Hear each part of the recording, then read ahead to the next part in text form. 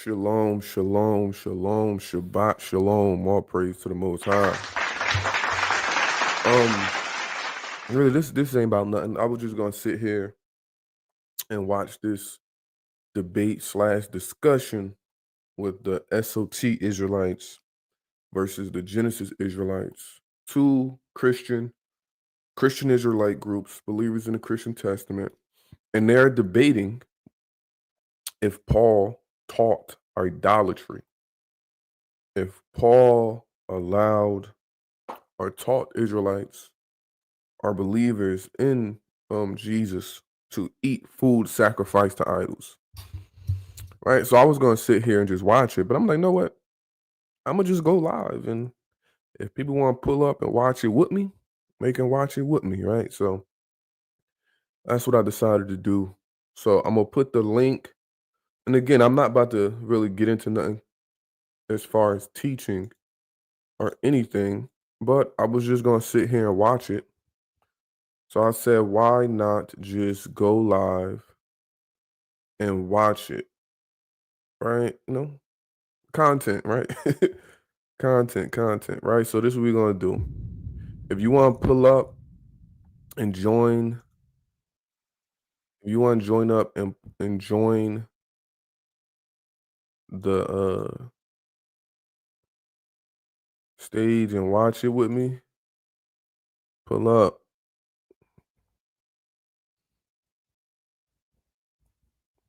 All right, so I'm gonna put the link in the chat. Again, I'm just gonna watch it. I like biblical debates. I like biblical discussions. I like religious debates, religious discussions. So I'm like, hey, I'm gonna watch it. There's two Israelite groups. They both believe in JC. They both believe in Jesus. They both believe in the Christian Testament. And I'm just curious to see how this conversation went. All right, so I'm gonna put the link in the chat. If you want to pull up and watch with me, if you want to pull up and commentate with me, feel free. All right, so we about to get into it. Just gonna watch it. See how this went. See how this went, because this is a hot discussion in the Israelite community. Whether you're OT only Israelite, whether you're a Christian Israelite, or whether you're a Christian or just any type of believer in religions that revolve around the Bible. So I'm curious to see how this conversation went. Right. I've had discussions with all three of these brothers, with Joel, Yawal, with Hassad, with Deacon. I've debated both Hassad and Deacon. So hey, I'm just gonna see how this conversation went. Again, if you want to pull up, all praise to the Most High. Shabbat Shalom. We're gonna get right into it. Let's see. Let me know. Let me make sure this is unmuted. Make sure the volume is straight. All right, we're gonna see how this went. We're gonna see. But I get what you're saying, though. I do get what you're saying. Let's see. We didn't say no pork, though. Your brother's on here talking about you guys talking about some pork. Whoever this guy is. Who? Mac Ruler. Never heard of him. Yo, y'all, you said you want to say anything on our heart, and then I try to scream, y'all kick me out. Hey, but look, I just want to say thank you, brothers, for having us on your platform and respecting us as somebody that's worth discussing the scriptures with. We appreciate that. And I'm happy to do that with you, brothers. A lot of love for you, brothers. Oh, likewise. I got to get the brother's name, man. I know I've seen him, met him multiple times. All praise to the Most High. Shalom, Shabbat Shalom, McCoy. And you know McCoy is a big member, a big stepper, a great one. All praise to the Most High. I was just gonna sit here by myself and watch it. That's what I do sometimes. I just come to my desk in my little man cave and just watch stuff on YouTube. So I said, why not, go live? So that's all this is. I know he's a captain. What's your name again, brother? Asha Allah. Asha Allah. Hopefully I remember it. Listen, I'm the worst with Hebrew. Salakia. Asha Allah. So all praises. Shout out to SOT for sure. So do you want to just give a brief synopsis on your stance before we kind of take lead and just ask a few questions? Yeah, as long as I can ask questions too, and then and we can discuss it. But I'm gonna tell you what I told you last night. I don't think you guys are accusing Paul of giving people a license to sin. I think you believe that Paul, as a man, as we are, is subject to his own passions, and he gave an unlicensed opinion here that you respectfully disagree with. That's where I think y'all coming from. But even, and I'm gonna pause it throughout the live because you can't just play it straight. This is somebody else's content, so I'm gonna pause it throughout the live. But even if their argument is that he just gave an unlicensed opinion, him being a leader or one of the people that's chosen to go to the people and give them this doctrine, if he's teaching something they believe is idolatry, that's exactly what it is. It will be teaching idolatry from their perspective. So I'm not saying y'all always trying to sugarcoat it or nothing, but just say what it is. They saying Paul is teaching idolatry. What I don't think. I'm sorry. I didn't mean to interrupt. I just wanted to ask, when you say a license to sin, are you asking, are we teaching that he is maliciously, knowingly telling people that it's okay to sin? I just said, I'm saying you're not saying that. I don't No, believe that's yeah. I don't believe you're saying that Paul is telling people to break God's laws. I don't think you're coming from that place. I think you're coming from a place of, and some of us speak with more liberty, the key word, speak with more liberty than others.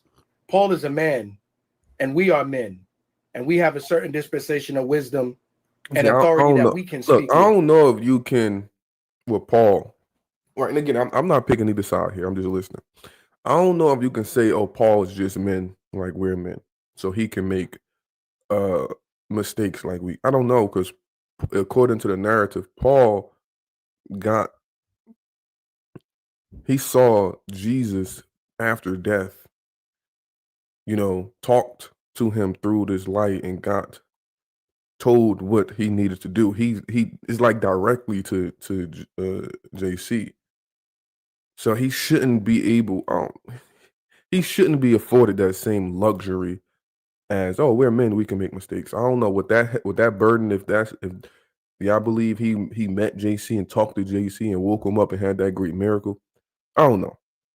But again, that's just my opinion. I don't know I wouldn't say Paul is just a man like everybody else, even though he's a human, but I'm just saying he dealt with the person that's supposed to be the founder of your faith. And I think y'all feel that Paul is saying something he ought not.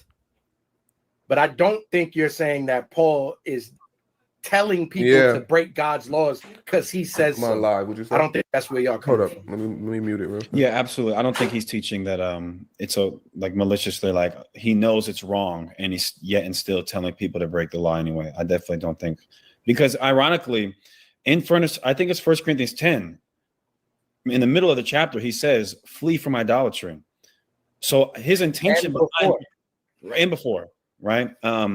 So his intention behind it, of course, is not to get people to fall into idolatry. Nonetheless, I believe that his, like you said, the liberty that he spoke with is problematic, and I think it can lead people into idolatry. Albeit that's not his intended purpose.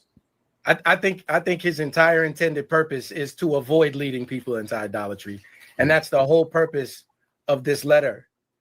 In that section 8 through 11, the whole point is to help the students who are receiving this. Not, I said it last night. The deacon, and I'm gonna be honest, right? Feathers.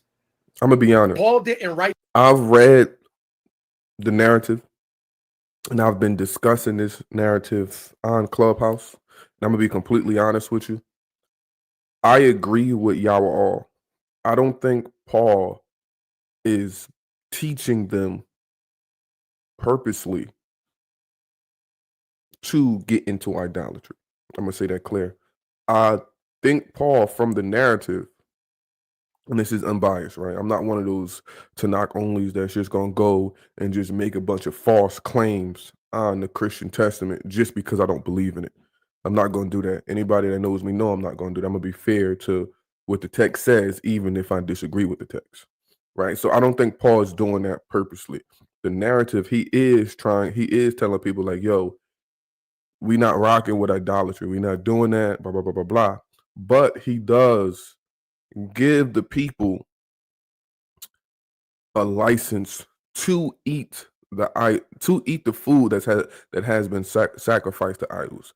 But from Paul's understanding and from the understanding of that text, he's telling them like, yo, it doesn't really mean anything. It's not idolatry if you do it. You're not worshiping the gods. You're not getting into those gods. So to be fair, Paul is not purposely teaching idolatry. But from Genesis' perspective, he's like, okay, we know he's not purposely teaching it, but he's telling them to eat it. So that is idolatry. So I can understand both points, and I'm gonna be, we're gonna be fair here. We ain't gonna lie and just put smut on people's names just because we don't agree with the text. This to general public. It's not like he wrote the letter to Corinth and said, now everyone read this. This is written to certain specific Jews, Israelites practicing of a certain level. And this is an admonition to them based on things he's hearing about concerning their conduct. That's what 1 Corinthians 8 is about. Paul is not even introducing this idea. He's stating plainly that he's heard of what brothers have been doing concerning this issue, and he's criticizing not their faith, but the way they're using their faith, their careless license. He's criticizing it, and I can show that. Okay, go ahead. Okay. So I heard you on Clubhouse, and then after that, I listened a little bit more, but I remember the conversation we had. So in light of 1 Corinthians 8:4, when it says, as concerning therefore the eating of those things that are offered in sacrifice unto idols, we know that an idol is nothing in the world, and that there is none other God but one. So in light of him saying that, but then he tells you in chapter 10, verse 1 Corinthians 10:19, what say I then? That an idol is anything, or that which is offered in sacrifice to idols is anything? But I say that the things which the Gentiles sacrifice, they sacrifice to devils and not God. And I would not that you should have fellowship with devils. So do you agree with... And he said he heard him on Clubhouse. He most likely heard the Clubhouse room that we were on, and I was speaking to them, and I actually put a clip of that Clubhouse conversation on my page. So that's probably the Clubhouse room he's talking about. Paul, that although the idol is lifeless, there is demons, actual living entities attached to it? No, that's not what he's saying right there. And I have commentaries to back up my perspective. And you can't skip the entirety of what he says in 8 and jump to 10 like that and draw that conclusion. But I understand why you're doing it. But can I read something? Did you want to say something, Hassad? No, I want to let him get his position. Okay, go ahead. Yeah. Go to Deuteronomy 32:17 and read that. It's Deuteronomy chapter 32 and 17. Yeah, read that. It says this. It says, they sacrifice unto devils, not God, to gods whom they knew not, to new gods that came newly up, whom your fathers feared not. Now, we know the new gods they're talking about are all fraudulent and man-made, and they're idols. So when Paul quotes this, he's not the author of that statement. And this goes into, remember when I did that lesson or that lecture about the 70 sons or the 70 angels or the Elohim over the nations. Now, yes, the idols mean nothing, but there are powers out there. So I think that's a slippery slope. And I think, and again, I'm being fair, I think Paul was differentiating between the idol that is nothing and the power that is behind them. But I'm not going to do too much. I'm not going to, give too much of my take. I'm just going to see what's going on here. He's getting that from the Old Testament, that's who they sacrifice unto devils, because they are worshiping that which is not God. Anything adversarial to the Lord is of Satan or demonic in its nature. I want to read a certain, because the writers from Cambridge say it better Hey, than and me. if y'all They hear talk the about background noise, that's my wife, my kids in there. They doing what they doing, so don't get too distracted if y'all hear it. this word daemonion, right? Now, yes, word does mean demon in the plural sense, but this is what I want to point out. But you did say, I'm gonna let you land your plane. But just you do still say that these idols, you said everything that's adversarial to the Most High is satanic. So wouldn't that still mean that it's satanic? Yes. So this is what I want to say to you. Paul is not telling anybody to eat food sacrificed to idols, but the statement or phrase "sacrifice to idols" has two usage in what he's talking about. It's categorical for what it is. It's food sacrificed to idols, and then he discusses it as a concept on how someone receives it, as if it has been sacrificed to an idol. The strong man believes the thing that they believe to be an idol and a god that it was sacrificed to doesn't even exist. It is a thought of fiction in their minds. So me, as the powerful and full of faith in Christ Christian, who's supposed to be an educator and a knowledgeable man, I know that there was nothing it was sacrificed to. It was sacrificed to a fiction of their imagination. But in purpose, it is food sacrificed to an idol to those who have not that knowledge. And y'all is absolutely correct what he's saying about what Paul is saying. Paul is 100% saying that. Like, yo, the knowledge that you have, especially when y'all read it, the knowledge that you have, the liberty that you have, you know that these idols mean nothing. They're not real. They're not really, it's fake. It's phony. So you can eat that meat because it's nothing. Right. So, okay, now whether what Paul is saying aligns up with Torah, because that's what Hakah and Hassad is saying. Okay, but what he's saying doesn't align up with Torah because you're still not supposed to eat it. And if you eat it, that's idolatry. This is what Deacon and Hassad is saying. Y'all all is saying, like, no, Paul is teaching and what y'all all agrees with that don't really mean nothing because there's only one true God. That food sacrifice to idols it doesn't mean nothing. So I mean, I understand where all the confusion coming from and why it's a big deal in the Christian Israelite community. Absolutely, there are other powers. That is a fact. More Ray Ben Yamin in the building. All praise to the Most High. Shabbat Shalom, Gadol. Shabbat Shalom to you as well, Aki. Shabbat Shalom, Gadol. Shabbat Shalom to you, sister. All praise to the Most High. All right, let's get. And I ain't gonna do too much commentating. I'm sorry, y'all. And if you don't have that knowledge, you're going to receive it as if it actually was sacrificed to an idol. Mm-hmm. You got to do that discernment when you discern what he's saying in chapter 8. If you believe that, if someone actually believes that it was sacrificed to an idol, not categorically based on what it's called, but you actually believe in the deification of the object, and you believe that it is attached to an actual being or entity, then I can't eat. That's what Paul is teaching. He will prohibit you from eating. Why? Okay. Because that's not expedient. He says earlier in 1 Corinthians, all things are lawful to me, but he's speaking for himself, but all things are not expedient. That's his admonition to the reader. So look, brother, y'all I'm gonna give it right to you, Hassad. I hear your point that it's what the individual believes, but this is not the individual. In 1 Corinthians 10 and 19, this is Paul in verse 20, rather saying, but I say, not a Corinthian who has a problem or who is weak. Paul says, but I say, the things which the Gentiles sacrifice to, they sacrifice to devils and not to God. Yeah, but if you read up above it, it's going to give you the sense. Even the Levites, when they do the sacrifice, they partakers of that sacrifice because they believe in Yahweh, right? But what are you saying then? That an idol really is something, or that that when you sacrifice something to an idol that is really anything? It depends on who you're talking to. This is the admonition to people who are willy-nilly, and don't get it twisted.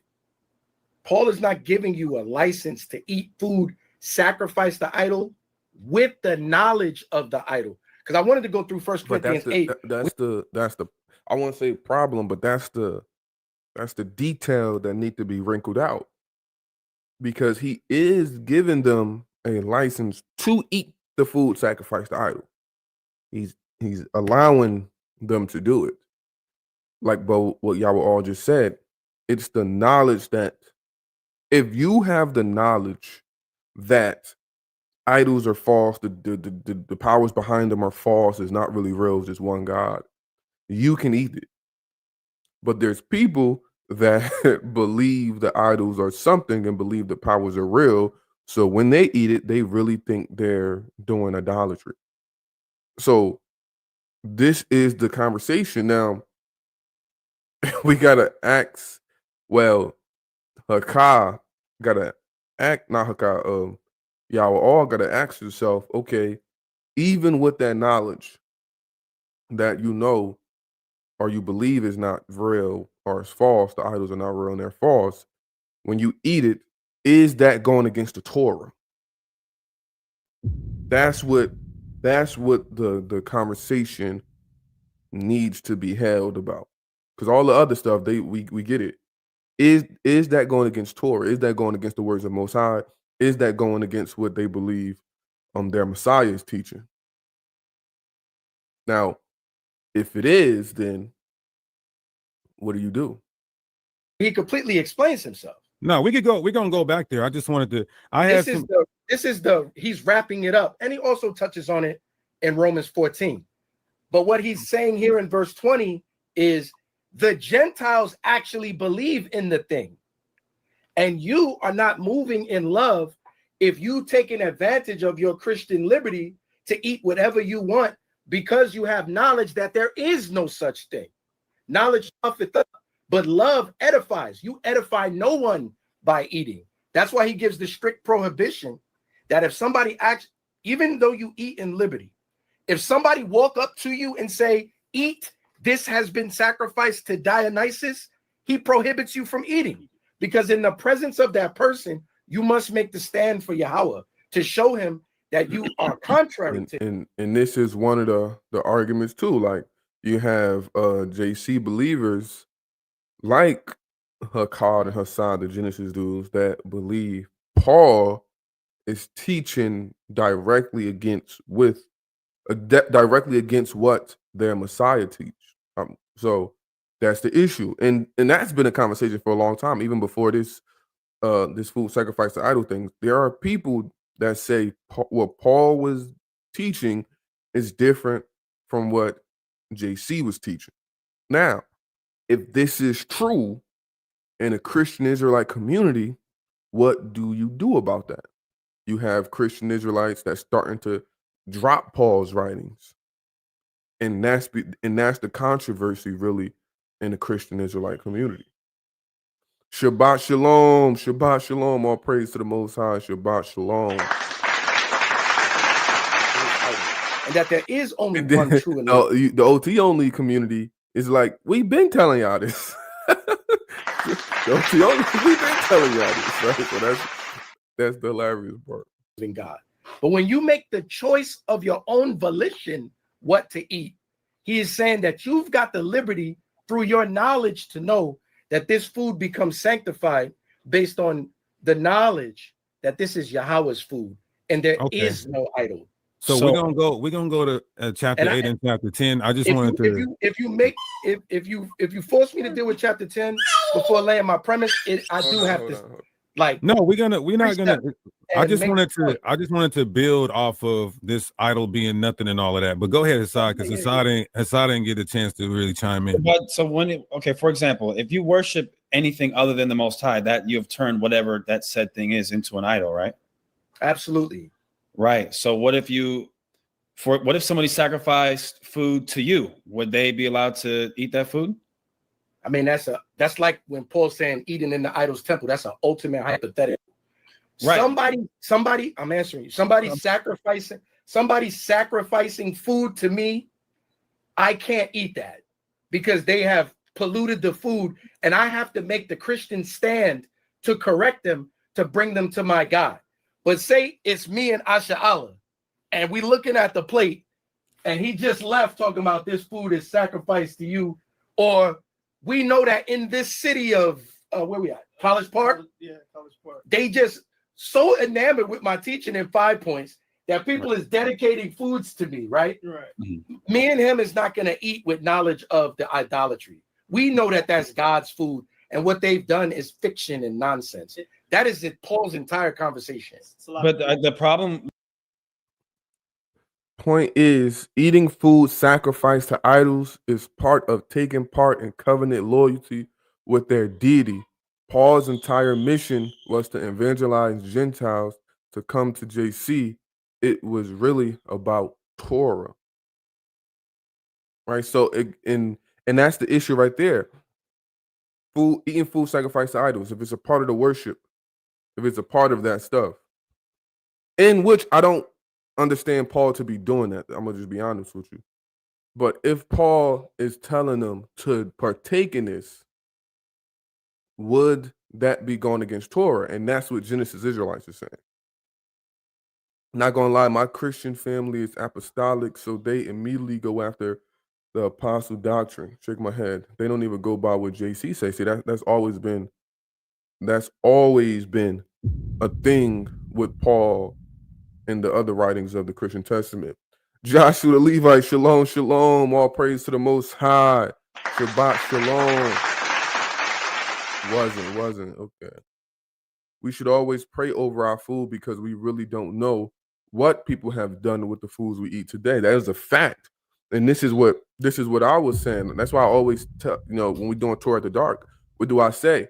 We have to always be in a continual state of repentance, because we're gonna ask questions. We're gonna go out the way to make sure we're in line with God. But in exile and captivity, there's gonna be things that slip through the cracks because this land is so defiled, right? But that's different than what Paul was saying. Paul was saying, don't ask questions. I think that's problematic. One, right? And I'm gonna wait to give my own personal opinion, but I'm gonna be honest here because I know us Tanakh onlys want to grab some ammo from this. When you read the writing, Paul is teaching them not to do idolatry, and he's giving them some understanding on how this is not idolatry. So he's not purposely teaching them idolatry, but is his message, is his doctrine, is it still idolatry even though he didn't mean to do that? And that's what the conversation is about. And I think I can understand both sides. The problem with that is the point and premise that you're making with 1 Corinthians 8 or 10 rather is that the idols is nothing. It simply doesn't exist. Therefore, no, I'm not making that point. My point would come from different verses. That's just what teacher has. But that's a point. But and me personally, if I was back then and I heard Paul teaching this, I would not listen to Paul. Even with the knowledge I have that idols are not real, they're false, I'm still not going to knowingly eat food sacrificed to idols. And that's the problem Genesis, Deacon, and Hassad is having. You exist as an ontological being. So Absolutely. why? Okay, so again, I'm just trying to make sure I understand.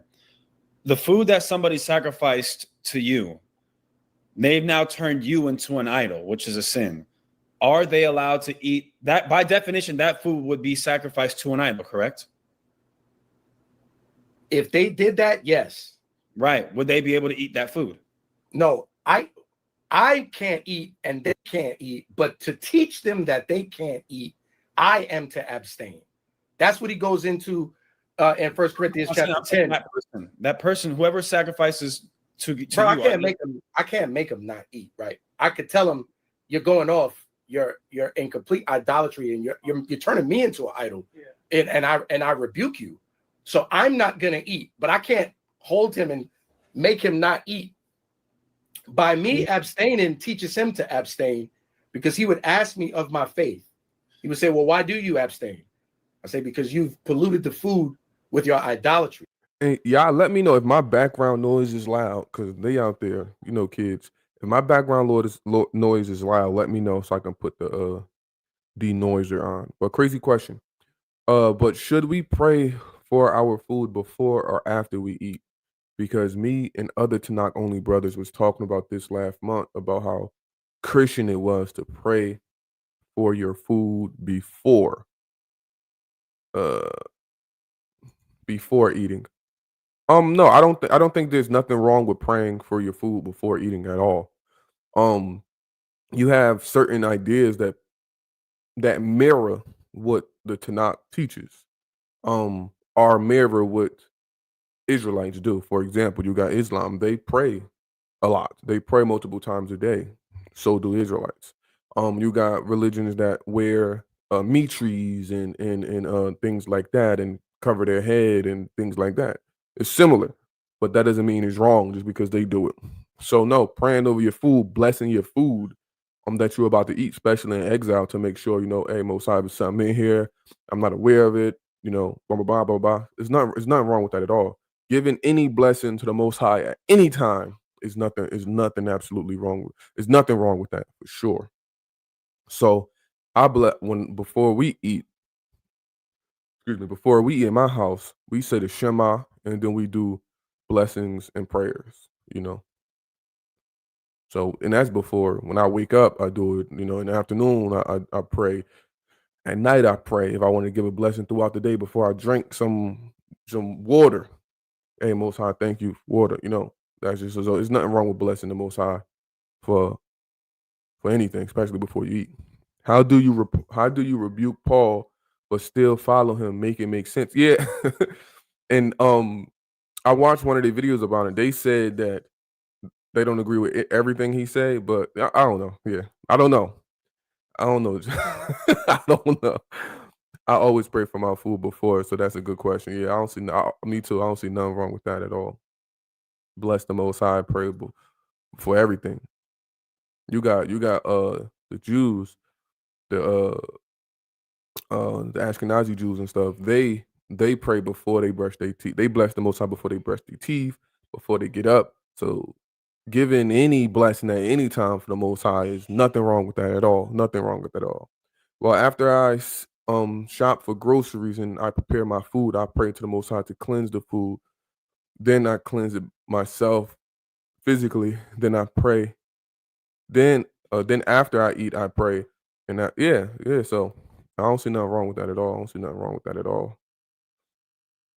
After I shop for groceries, I pray to the Most High, cleanse the food. Then I physically clean it. Then I pray after I eat it, like the Tanakh states to pray after you eat it. Exactly. All praise to the Most High.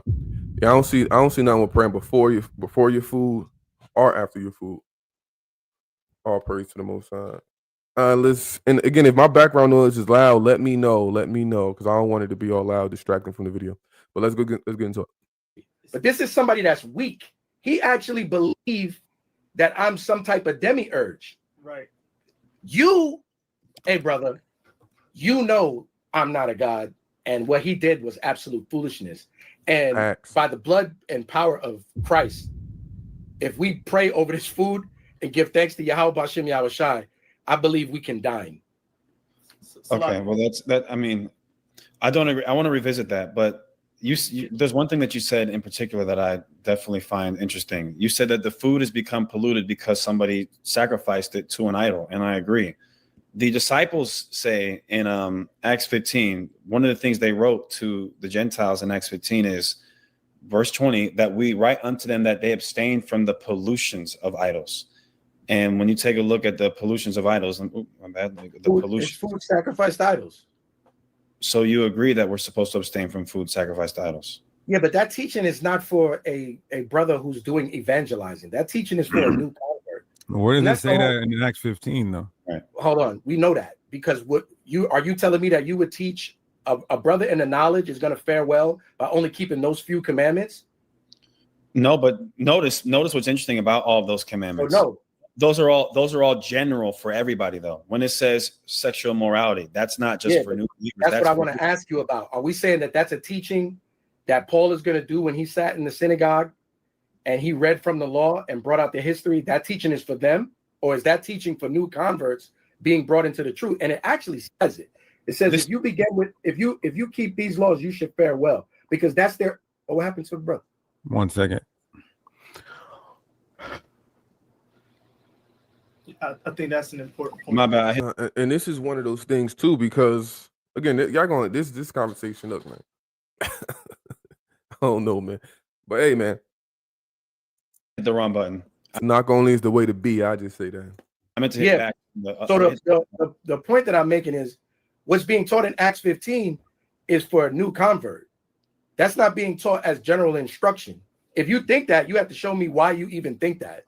Well, let me respond. Let me respond to that real quick. All right, go ahead. Did the whole apostles? purpose of the teaching is based on how you're causing people who are not strong and built up in the faith to falter and stumble by watching your example. They don't understand why you have that liberty and why you would do such a thing. So in their mind, you're actually teaching them that and it says it. Like if I could go through the sequence of the instruction in the order I would like to, I wouldn't have to. Would you agree though, Yahweh? Would you agree that Acts 15 is before 1 Corinthians 8?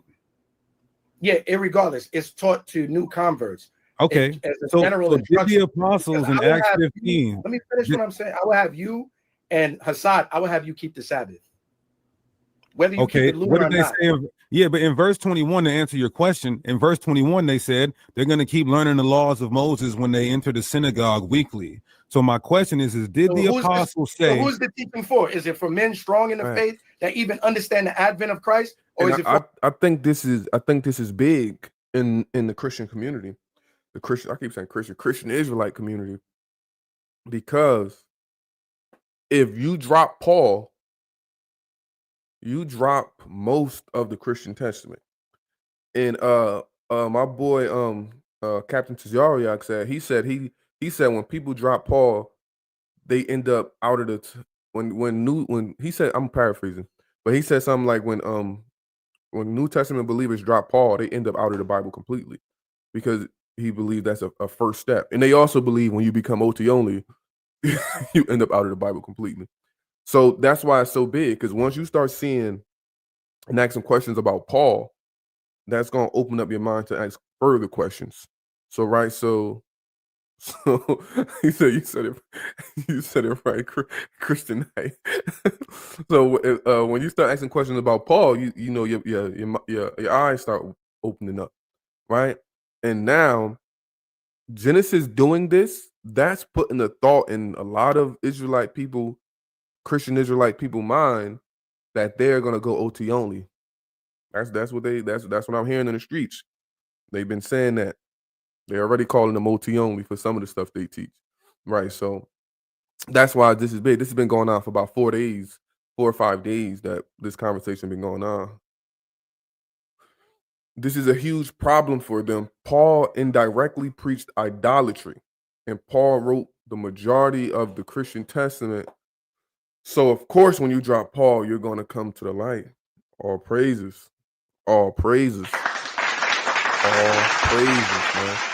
Definitely is a huge problem. We're gonna see how this play out, though. We're gonna see how this plays out. For a new convert. But that's a self-defeating argument. Watch this. Who is the teacher for? It's for everybody. Here's how we know. Because when he tells them, watch this. Disingenuous. No, watch this. Let's let everybody get an equal amount of time to talk. Real quick, brother. Watch this. Like let me, because I'm stuck answering. No, I'm saying let Hassan go, because he was trying to say that's self-defeating, and let him explain why. Then you come off, and then you give a rebuttal to it. Yeah, you ask. Is this for the newcomer, or is it for the learned man? It's for everybody. How? Yeah, I hear my daughter out there yelling.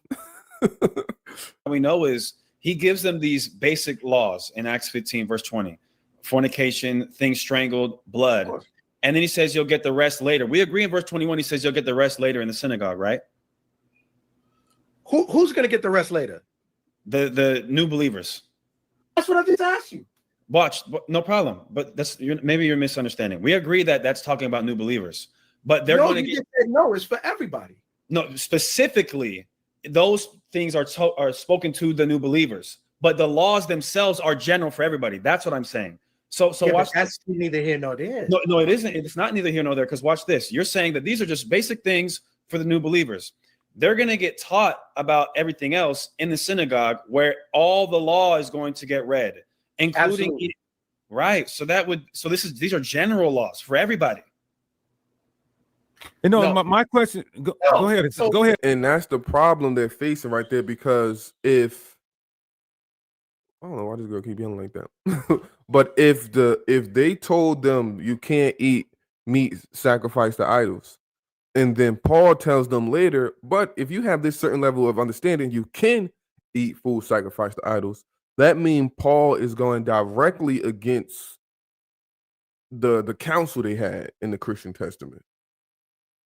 So Hakah and Hassad are like, yo, if he's allowing them to eat food sacrificed to idols, no matter how they view it, no matter the wisdom, no matter the knowledge, if Paul is teaching them that goes against Torah. And I think Hakad and Hassan have a valid point here. They have a very valid point here. The law says, yo, this is that. We ain't doing this. The Council of Jerusalem in the Christian Testament says, yo, don't eat food sacrificed to idols. Paul says, well, if you have a certain level of understanding, you can eat food sacrificed to idols. So this is raising problems and concerns in the Christian Israelite community. Chief Shema is in the building. All praise to the Most High for Chief Shema in the building. Shabbat shalom. Shabbat shalom. It's a conversation or a debate is going on in the Christian Israelite community. Some Christian Israelites are rejecting the writings of Paul because they believe Paul is teaching people that they can eat food sacrificed to idols. So this is the conversation now, and I'm watching this conversation. Big thing in the Christian Israelite community. Let's see how this play out, man. Hey, go ahead, y'all. Go ahead. Again, you got multiple teachers from Paul throughout the epistles that he wrote concerning this issue. It doesn't just only exist in 1 Corinthians chapter 10. And that's why I want to show y'all some things so that you can confess your own faith. Because in confessing your own faith, you're going to understand where I'm going. That's fine. That's fine. You going to 1 Corinthians 8? Just real quick. You going to 1 Corinthians? I'm not. That's why I'm saying I want to show you something. Yeah, all right, go ahead. Go ahead. Go to 1 Corinthians 9 and read verse 22. God, this 1 Corinthians 9 and 22. To the weak became I as weak. Who is that talking about? Newcomers. Read. That I might gain the weak. How you going to gain the weak? By eating food sacrificed to idols in front of them. When you know damn well they believe in Dionysus. The whole province is dedicated to him. Gates of Zion in the building. All praise the Most High. Has his idol on the door as you walk in. And when they see you eating that food, they're going to say, even a man of knowledge eateth of Dionysus's meat. So surely my God is. Hey, and if y'all want to come up and discuss this, and the link is pinned in the chat. The link is pinned in the chat.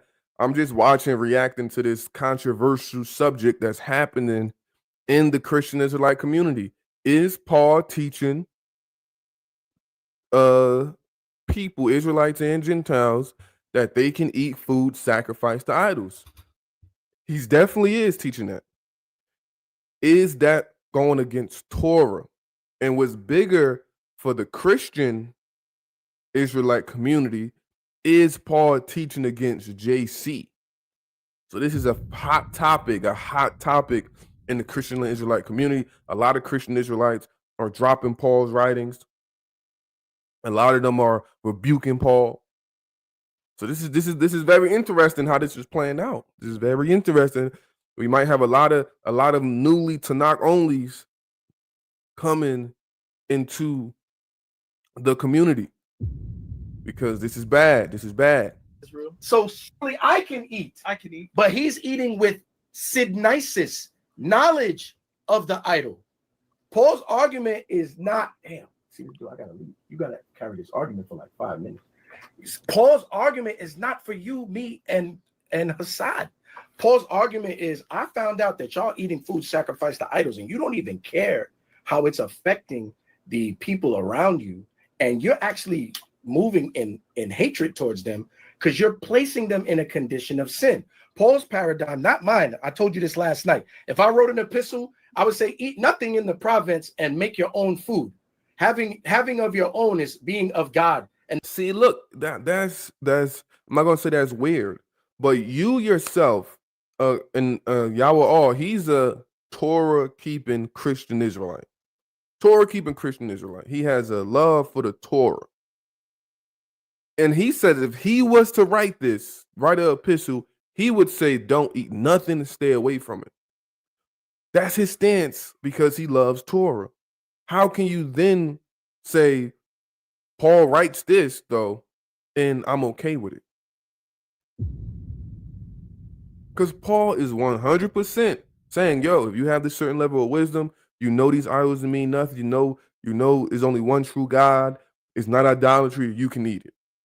If you understand that and you're defending that, how can you then say if you was to write it, you will not teach the same thing as Paul?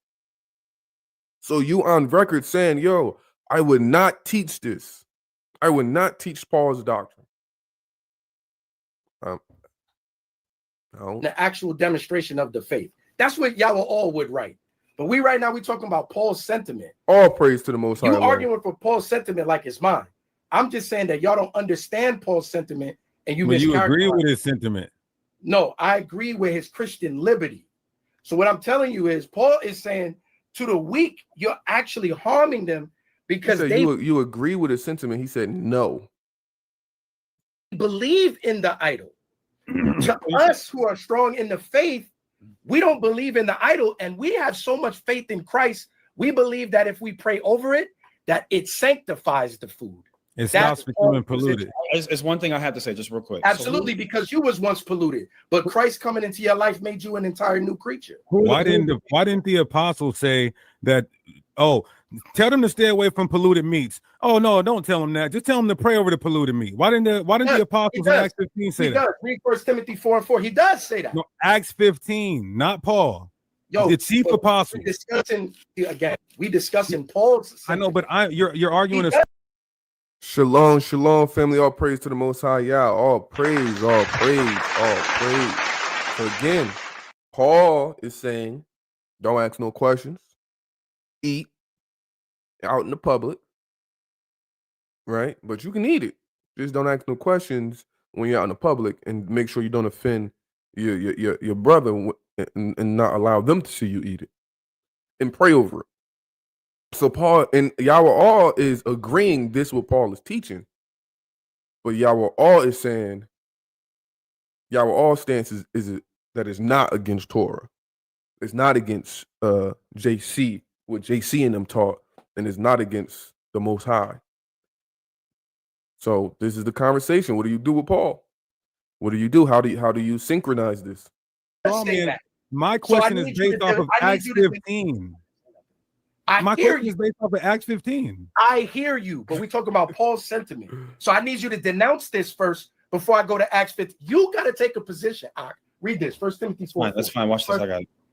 It's 1 Timothy chapter 4 and verse 4. For every creature of God is good and nothing to be refused if it be received with thanksgiving. Is that true or not? Yes. No, it's not true if it's sacrificed to idols. No, Deacon, it's not talking about food. Hold up, did they did Hassad and Deacon just disagree for me? Hold up, let's bring that back a little bit. Of God is good and nothing to be refused if it be received with thanksgiving. Is that true or not? Yes. No, it's not true if it's sacrificed to idols. No, Deacon, it's not talking about food sacrificed to idols. That's not talking about food sacrificed to idols. Can you start at verse 1 for context? Go ahead. Watch. All right, verse 1. Now the Spirit speaketh expressly that in the latter times some shall depart from the faith, giving heed to seducing spirits and doctrines of devils. What is that doctrine? That you cannot, like the Essenes, that you cannot eat meat. That's what he addressed. Why didn't the Essenes want to eat meat? That's not the point. They're telling people you're not. That is the point. Why the Essenes didn't want to eat meat, because they felt like the meat was defiled. So people became vegetarians because they felt like the meat was defiled. The same way now, a lot of Tanakh onlys and a lot of even Christian Israelites, they go vegan because they feel like, yo, all this meat in this defiled land is defiled. You don't know what's in it. That you can't tell if they strangled it. You can't tell if it's kosher. They go vegan. So this is a good point that y'all were always saying, and I think Hassan made a error right here. No, the Essenes did not eat because they believed that. This makes no sense. Whoever Paul was talking to should have been keeping Torah, and there would be no issue. Who gave Paul any authority? From the Christian Testament, their leader JC gave him authority from the Christian Testament. The food was polluted because it was consecrated to idols from the butcher. That's not, well, it's not just that, because even in Israel they weren't even eating meat. That's the point, number one. Number two, Paul addressed that ain't what this is talking about. But that is what it's talking about. And number one, how we know is in Timothy, the concept of food sacrifice to idols does not appear. Paul addresses this similarly in Romans chapter 14. I'll be says, right back, y'all. Y'all watch this. One who is strong eateth all things. One who is weak eateth herbs. Concerning what? The context is people who are saying that you cannot be a herbivore, that you have to be a vegetarian. So when he says for every creature of God is good and to be received, if it be received with thanksgiving, he's drawing back to what we have in Deuteronomy 8 and 10. When it says when we kill an animal that's lawful, if we're allowed to eat it, we give thanks to the Most High who gave us the food. I'm back. That's what the context of it is, not eating food sacrificed to idols. Now, real quick, I want to let you respond. I want to let you no, not real quick. I disagree with you. I think you made that up. No disrespect, but that's fine. If you say this, he said, I think you made that up. That's one thing I love about Clubhouse. You hear somebody be talking, nah, you just made that up right now. You just made that up right now. That's nothing. that's Clubhouse lingo right there. Scenes was not talking about food sacrifice to idols. You're mistaken. Okay, so let's just say they are. Let's say they are. You're saying that Paul is saying all creatures are good if you see Hakai knew that the reason why they weren't eating that food is because it was defiled, whether it's food sacrificed to idol, whether it's how they was unaliving it. Assad came off mic, messed it up. So Hakai sat back like, how am I gonna get us out of this? He done messed up. He done gave y'all all a point. How am I gonna get us out of this? So what does a veteran debater do in this situation? You know what? Let's say I'll give it to you. You concede to it in a crafty way, right? Hassan, don't do that, Hassan. Don't mess it up. Pray over him. But my question is, in Acts 15, the chief apostles who Paul went to go get his decrees from, did they say that? Look at Hassan's face. Hassan is like, oh man, I messed up. He got that boo-boo face. Hassan and Gomorrah got that boo-boo face. Oh, you can pray over it. Yes or no? No. And the reason they didn't. Also, let me finish though. Did they say you get liberty? Yes or no?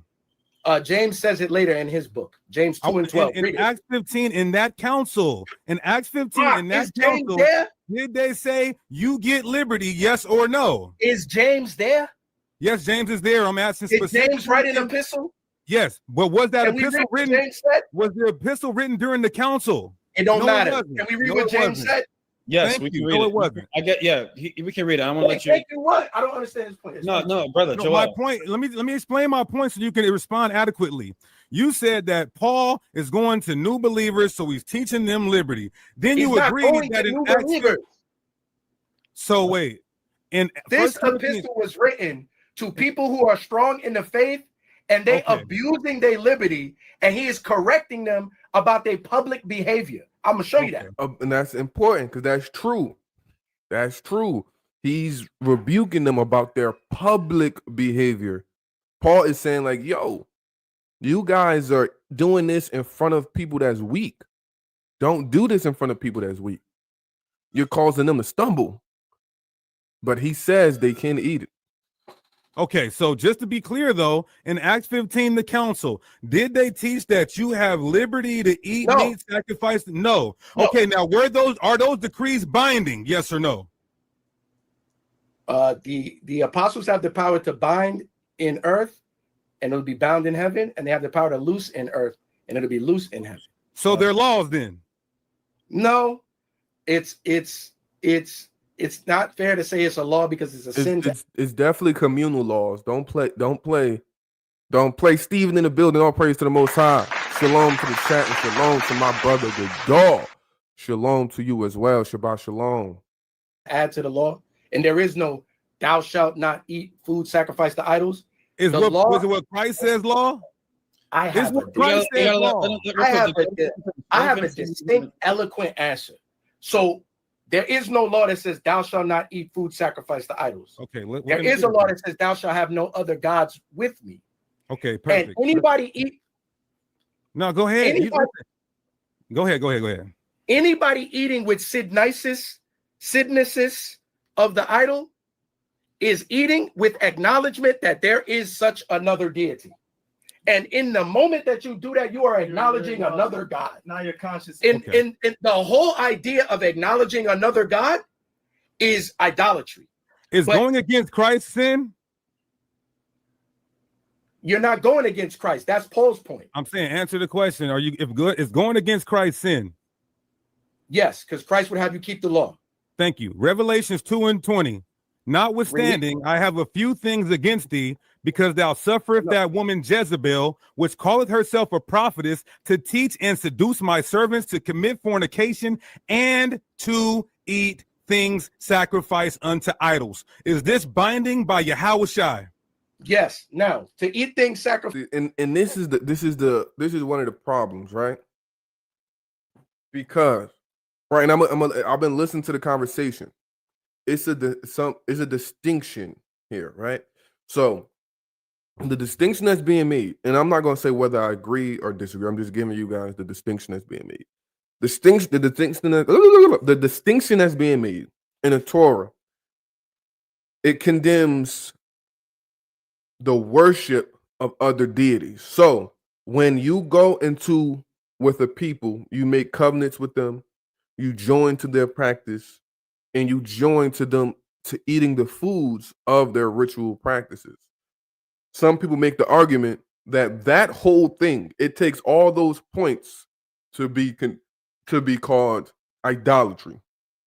You would have to acknowledge their God. You would have to participate in the feast. You would have to participate in the act and eat the food. That's it. But if you eat the food and you don't acknowledge their God and you don't participate in the ritual and all that, they say that's not idolatry because you did not acknowledge their God, you did not participate in that's not idolatry.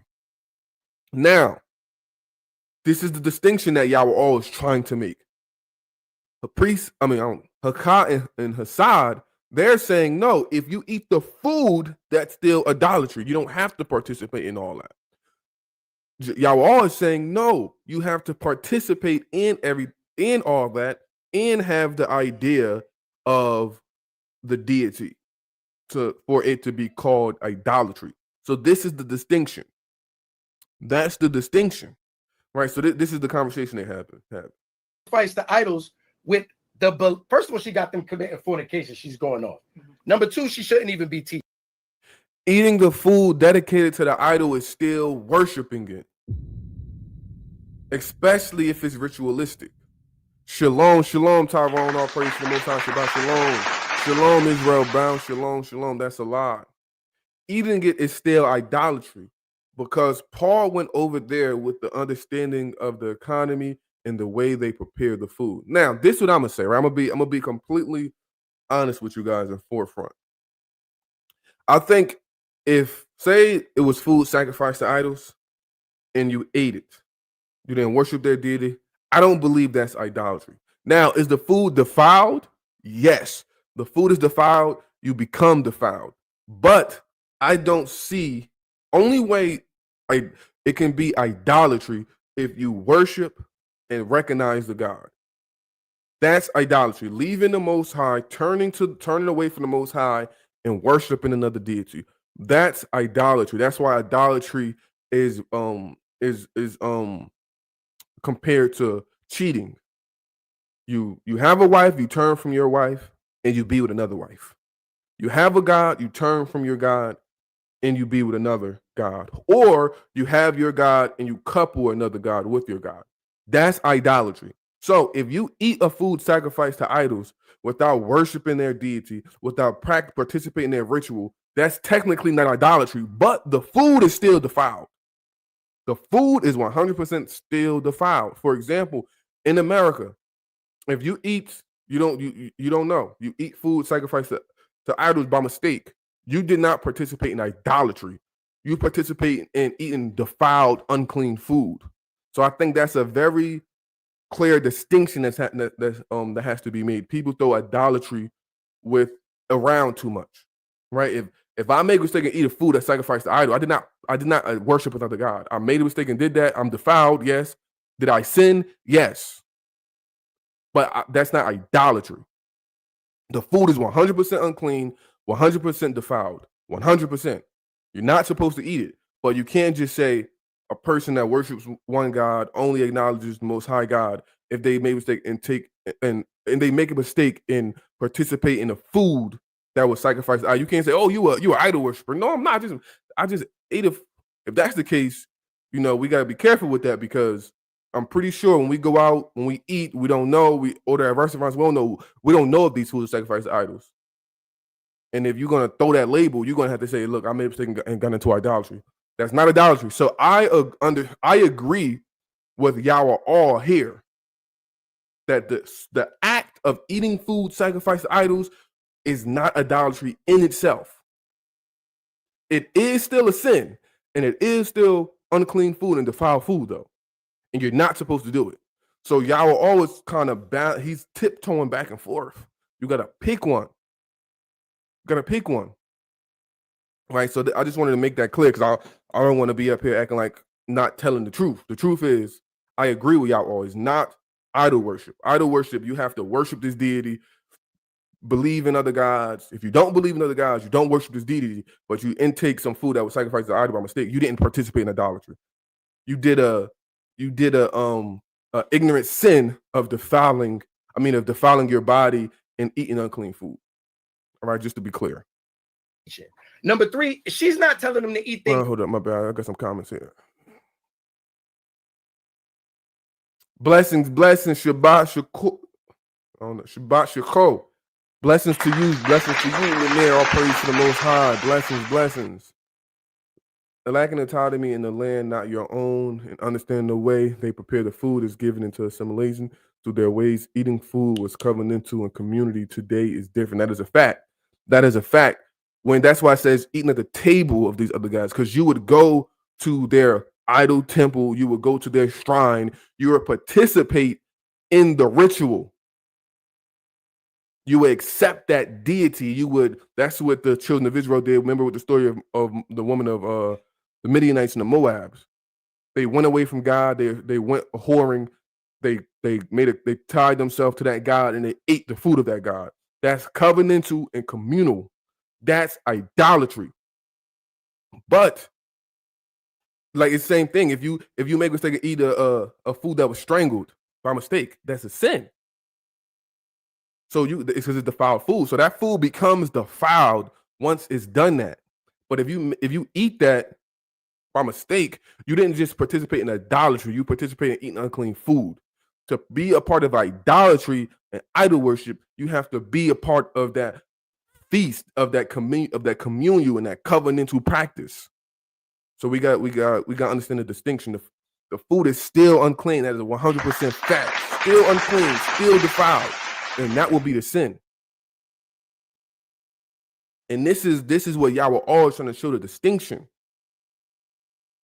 So when Hassad and Hakar go into saying, "Oh, Paul is teaching idolatry," this is why people say, like, "No, he's not." You know what I'm saying? So I understand both sides of the arguments. They slaughtered things back in different way with a different purpose back then. Today is not the same as Paul's day. That is a fact. Well, sir, if you go to India and stuff like that, Islam, it's definitely probably kind of the same. But yeah, that's a fact though. It's definitely still idolatry. Okay. So you believe Paul sinned through dietary laws instead of laws forbidding idolatry.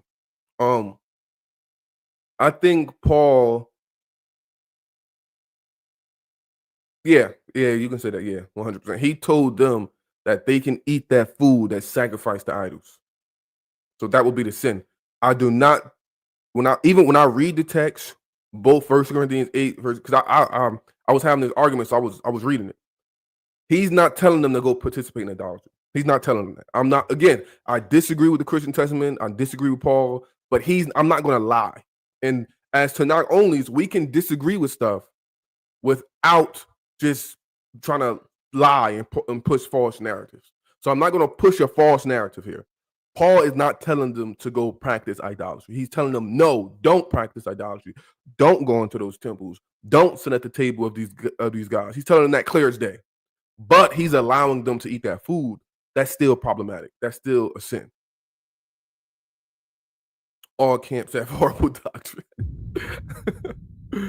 Exodus 34:14. Yeah, read Exodus. Let's go read Exodus 34:14 just for the sake of it. We can pause this. Exodus, and this is the text I was referring to.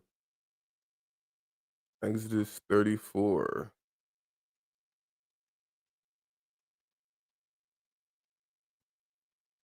All right, let's read. I'm gonna put this up here. Hold on, let me share this. Look what it says. Right, let me move this right here. Look what it says. Pay attention. Remember everything I just said about the communal practice. Look what he says. It says, you shall tear down their altars and break their pillars and cut down their asherim. For you shall worship no other gods, for the Lord, whose name is jealous, is a jealous God. One, worship no other God, right? Worship no other God. Lest they make a covenant, right? This is the text I was just referring to. Lest they make a covenant with the inhabitants of the land. And when they go and horn after their gods and sacrifice to their gods and invited you. So you're being invited to a covenantal practice, a covenantal feast. And you go there and be a part of that and eat of their sacrifices. And take their daughters to your sons and take their daughters for your sons and their daughters whore after their God and make your sons whore after their gods. So God is saying, it's talking about this covenantal practice. Connecting yourself with these people in their gods, in their practices, and taking them on as your people. You cannot do that. That's idolatry. Now, if you don't go after their gods, you don't go after their covenantal practice, you don't cling yourself to them, you don't give your daughters to them, you don't participate with idolaters, but you make a mistake and eat a food that was sacrificed to idols, that's not idolatry. You just defiled yourself by eating unclean food. What they've done made the food unclean. And if you eat that by mistake or later, you did not practice, you did not get into idolatry. So we have to understand what's going on. All right, let's go back to the video. It's a covenantal practice. All praises, all praises. But Paul was still going off. Yeah, he was definitely. I don't agree with Paul. I'm not going to tell people to go eat no food sacrificed to idols. You can't eat food sacrificed to idols. Can't do that. That's against the law. But I'm not going to say it's idolatry. He's teaching them idolatry. Like we got to be honest and be fair, bro. We Tanakh only. We follow the Torah. We can't just lie and make false narratives just because we want to try to win an argument or something. Come on, we can't do that. We got to be people of integrity, and we can't say stuff that's not it. If you read the narrative, because again, I read the narrative, I'm talking about it for the past 4 days. I'm not going to lie, bro. Like we can't do that. And a lot of Tanakh only do that. They make horrible arguments and lie and be unhonest and be dishonest. We can't not do that. So again, I disagree with Paul. I disagree with JC. I disagree with the Christian Testament, but I'm not going to lie and say Paul is telling them to go practice idolatry. Come on, bro. I'm not going to do that. Shalom, Gadol, and everyone. Shalom, shalom, Yaakov, all praise to the Most High. It's like they don't want to remember what he said in 1 Corinthians 5, 10 through 11 either. Exodus 34 is protecting them for even accidentally eating food sacrificed to idols. That's a fact, because eating food sacrificed to idols is a sin. You cannot eat food sacrificed to idols. It's the same thing as pork. You cannot eat pork. You can't. I agree. You can't do any of those things. I agree. I'm not disagreeing with that. What I'm saying is, if me and you are out and we worship one God, we know this, and we make a mistake and eat a food that was sacrificed to idols, we did not just participate in idolatry. We participated in eating food sacrificed to idols, which is unclean food. We participated in eating unclean food. We did not just participate in idolatry. So we have to understand, and this is the argument that they're having right now. You know what I'm saying? So no, 100%, you cannot eat food sacrificed to idols. Nobody out here should be eating food sacrificed to idols. But if the brother Israel bound eat the food sacrificed to idols by mistake, he's not practicing idolatry. He's not worshiping another God. Turn your video on. Turn your video on. Come on stage. Why do we think Greece and Rome was so strong? They had the average people eating their sacrificed food, joining everyone and covering into ritual with them. That is a fact. That is a fact. You cannot join and cover into rituals with these people and their gods. That is idolatry. That is a fact. So how can Paul say it's okay if you know it's not a real God? And that's the problem, and that's the argument they're having. Because Paul is saying, yo, these gods not real. This stuff is not real. You can eat it. Genesis is saying, wait, that's still food sacrificed to idols. You cannot eat food sacrificed to idols. JC is saying don't do it. The Jerusalem Council is saying don't do it. Why is Paul giving them a right to do it? And that's the argument. Now, if you're a Christian New Testament believer, you have to decide. You have to decide, okay, is Paul going against the person y'all believe is the Messiah? Is he going against the Torah? Is he putting people in sin? You have to decide that. And this is why this conversation is so big. Their position is not by mistake, which is different. They're saying it's cool intentionally. Yes, I agree. Paul is saying it's cool intentionally to do it. But he's saying when you do it intentionally, it's not idolatry, which it isn't. Paul is just telling them they can eat food sacrificed to idols. So he's not telling them to get into idolatry. And is Paul right for saying that? I disagree with Paul. You shouldn't be telling nobody, no matter how much wisdom they had, to eat food sacrificed to idols. But it's not idolatry, though. Is it still a sin? Yes, but it's not the sin of idolatry. It's the sin of eating food sacrificed to idols, which is eating unclean foods. Even things by mistake are still against Torah. That is a fact. That is called what? A sin in ignorance. And you still have to give a sin sacrifice for that. Facts. Yeah, Paul is the source. Paul just don't want to be seen by someone that doesn't eat food sacrificed to idols. Paul was slick. Paul gave them a loophole. I'm gonna be honest. He tried to create a loophole to go around it. Israel Bound, you on stage? I don't know if you want to say something before we continue the video. Yeah. I just want to jump in. I think I see what you're saying. But to me, when they're saying intentionally doing it, right? Like, I don't think that you can take one portion of an idolatrous situation and say, oh, I'm just going to do this and I'm good, right? Like, that food had a specific purpose. And now I will walk with you when it comes to anything that's unintentional, because there's a remedy for unintentional sin, right? Mm-hmm. But when it comes to what Paul is talking about here, I would continue. But to be fair though, I definitely see what you're saying now that we in the conversation, because I can see how that can just be unclean food. But my and I'm gonna back out here. My only issue is that maybe you can speak on this a little later, is that if you intentionally do it, right? Mm-hmm. And that food is definitely, is sacrificed to idols. Mm-hmm. That puts you in participation of the worship to some degree, at least. Mm-hmm. You can't deny it, at least to some degree. So that's all I had. I really don't hardcore disagree with you. I just wanted to kind of put that out there. No, and I agree. And that's the interesting part about this conversation, because exactly what you just said is the conversation they're having. Paul is saying, yo, for the people that have wisdom and they know these stuff is not real. These deities is false. They're not worshiping these deities. They know it's only one true God. When they eat it in their mind, they know it's not real, right? They know it's nothing. So Paul's saying they can eat it, but then it's people that believe these deities is real, that believe these idols are real. So when they eat it, they believe they're participating. He's saying that is what caused them to fall, because pretty much they feel like they're participating in idolatry. So that's the problem. Exactly what you said. That's the problem, and this is why we have this conversation. This is why nobody should be eating food sacrificed to idols, because of that right there. So you're not wrong for saying that, and that's the argument they're having.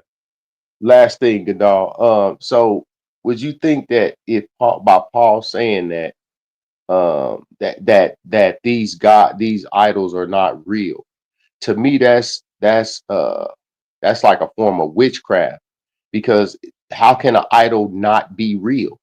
Like it was named an idol by. I don't want you to say nothing. I don't want you to say nothing messed up. The Tanakh and the prophets also say the idols are nothing. God says these idols are nothing. They're just the work of man's hand. They're nothing. So the Tanakh right. I understand that they're nothing in power, right? Mm-hmm. But by definition, they are a real thing because you made it with your hands. Mm-hmm. Like you can't say an idol is not a real thing. You can say an idol is powerless as far as a God is concerned, but you can't say to be fair. That's what he's saying, to be fair. That's exactly what he's saying, to be fair. He's saying it in that context. These idols mean nothing. They're just the work of people's hands. They mean nothing. No, he's saying they're not real. He's saying they're not real. He's saying they're not real in the same context that the Tanakh is saying they're not real. They're just the work of man's hands. They don't breathe. They don't talk. They can't do nothing for you. So he's saying it in the same context that they're saying it. You get what I'm saying?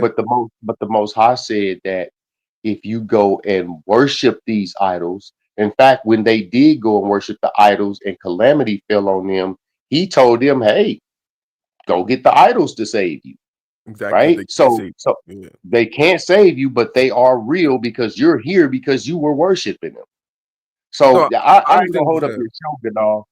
No, you good. I'm gonna let you continue, man. I'll see you, often in Clubhouse. We can further the conversation. I'm interested in this video.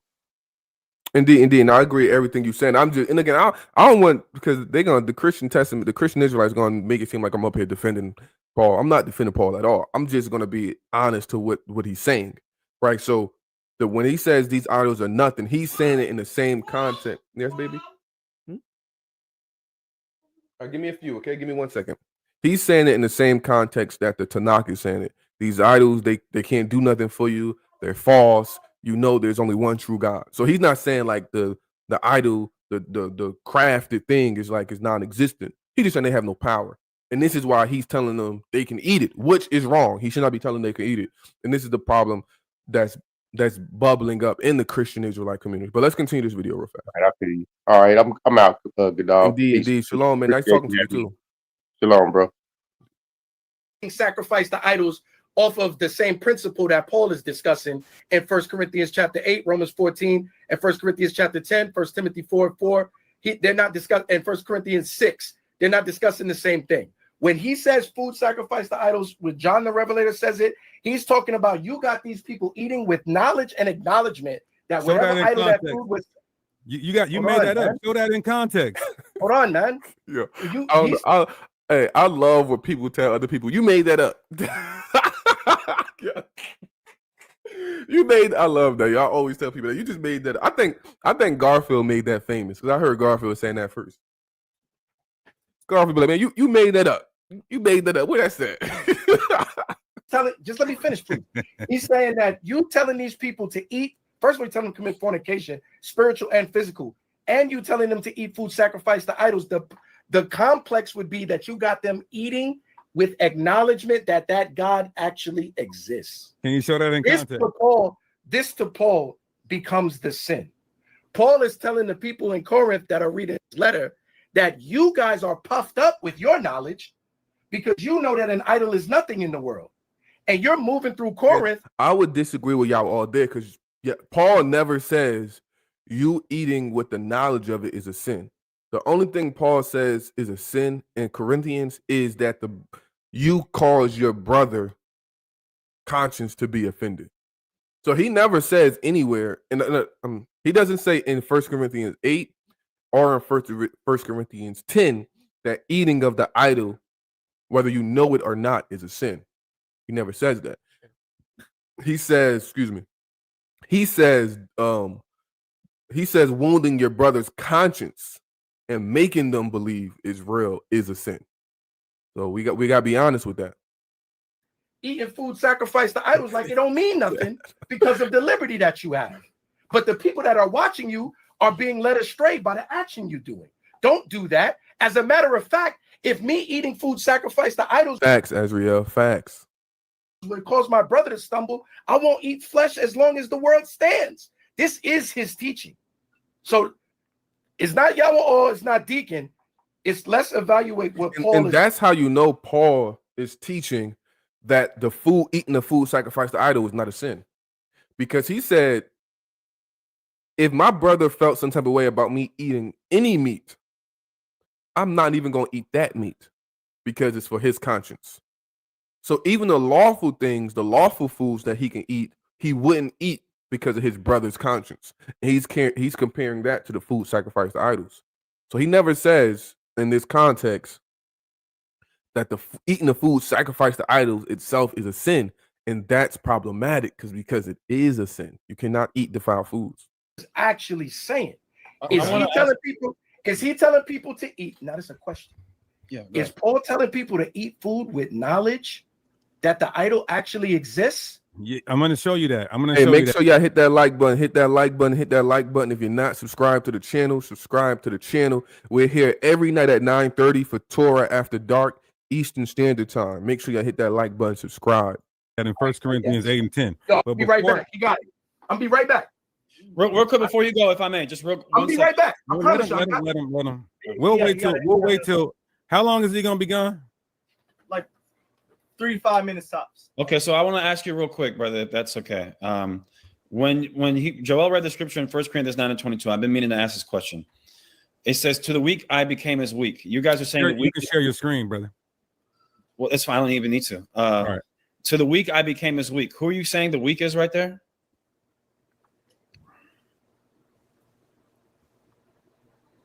I'm not asking you, priest. I'm asking you, Ash. Oh yeah, you talking to me? Oh, yes, sir. I'm sorry. Well, go ahead.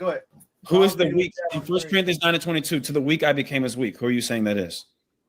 Well, that would be the people who are not strong in the faith. That would be people who are surrounded by the people who are committing idolatry, but they're not strong in the faith where they understand that, well, these things are idols. These things aren't real. The Zeus that they're serving, this idol that they're sacrificing these meats to, that's not a real deity that exists. That's right. Something that earlier Joel said that these would be new believers. Is that you guys agree with that? Well, I would say that the weak would be people who may be a new believer or somebody who just doesn't really understand that the idols that you're forbidden to worship aren't real deities. Right. Like, but brother, here's the issue. Rapid point.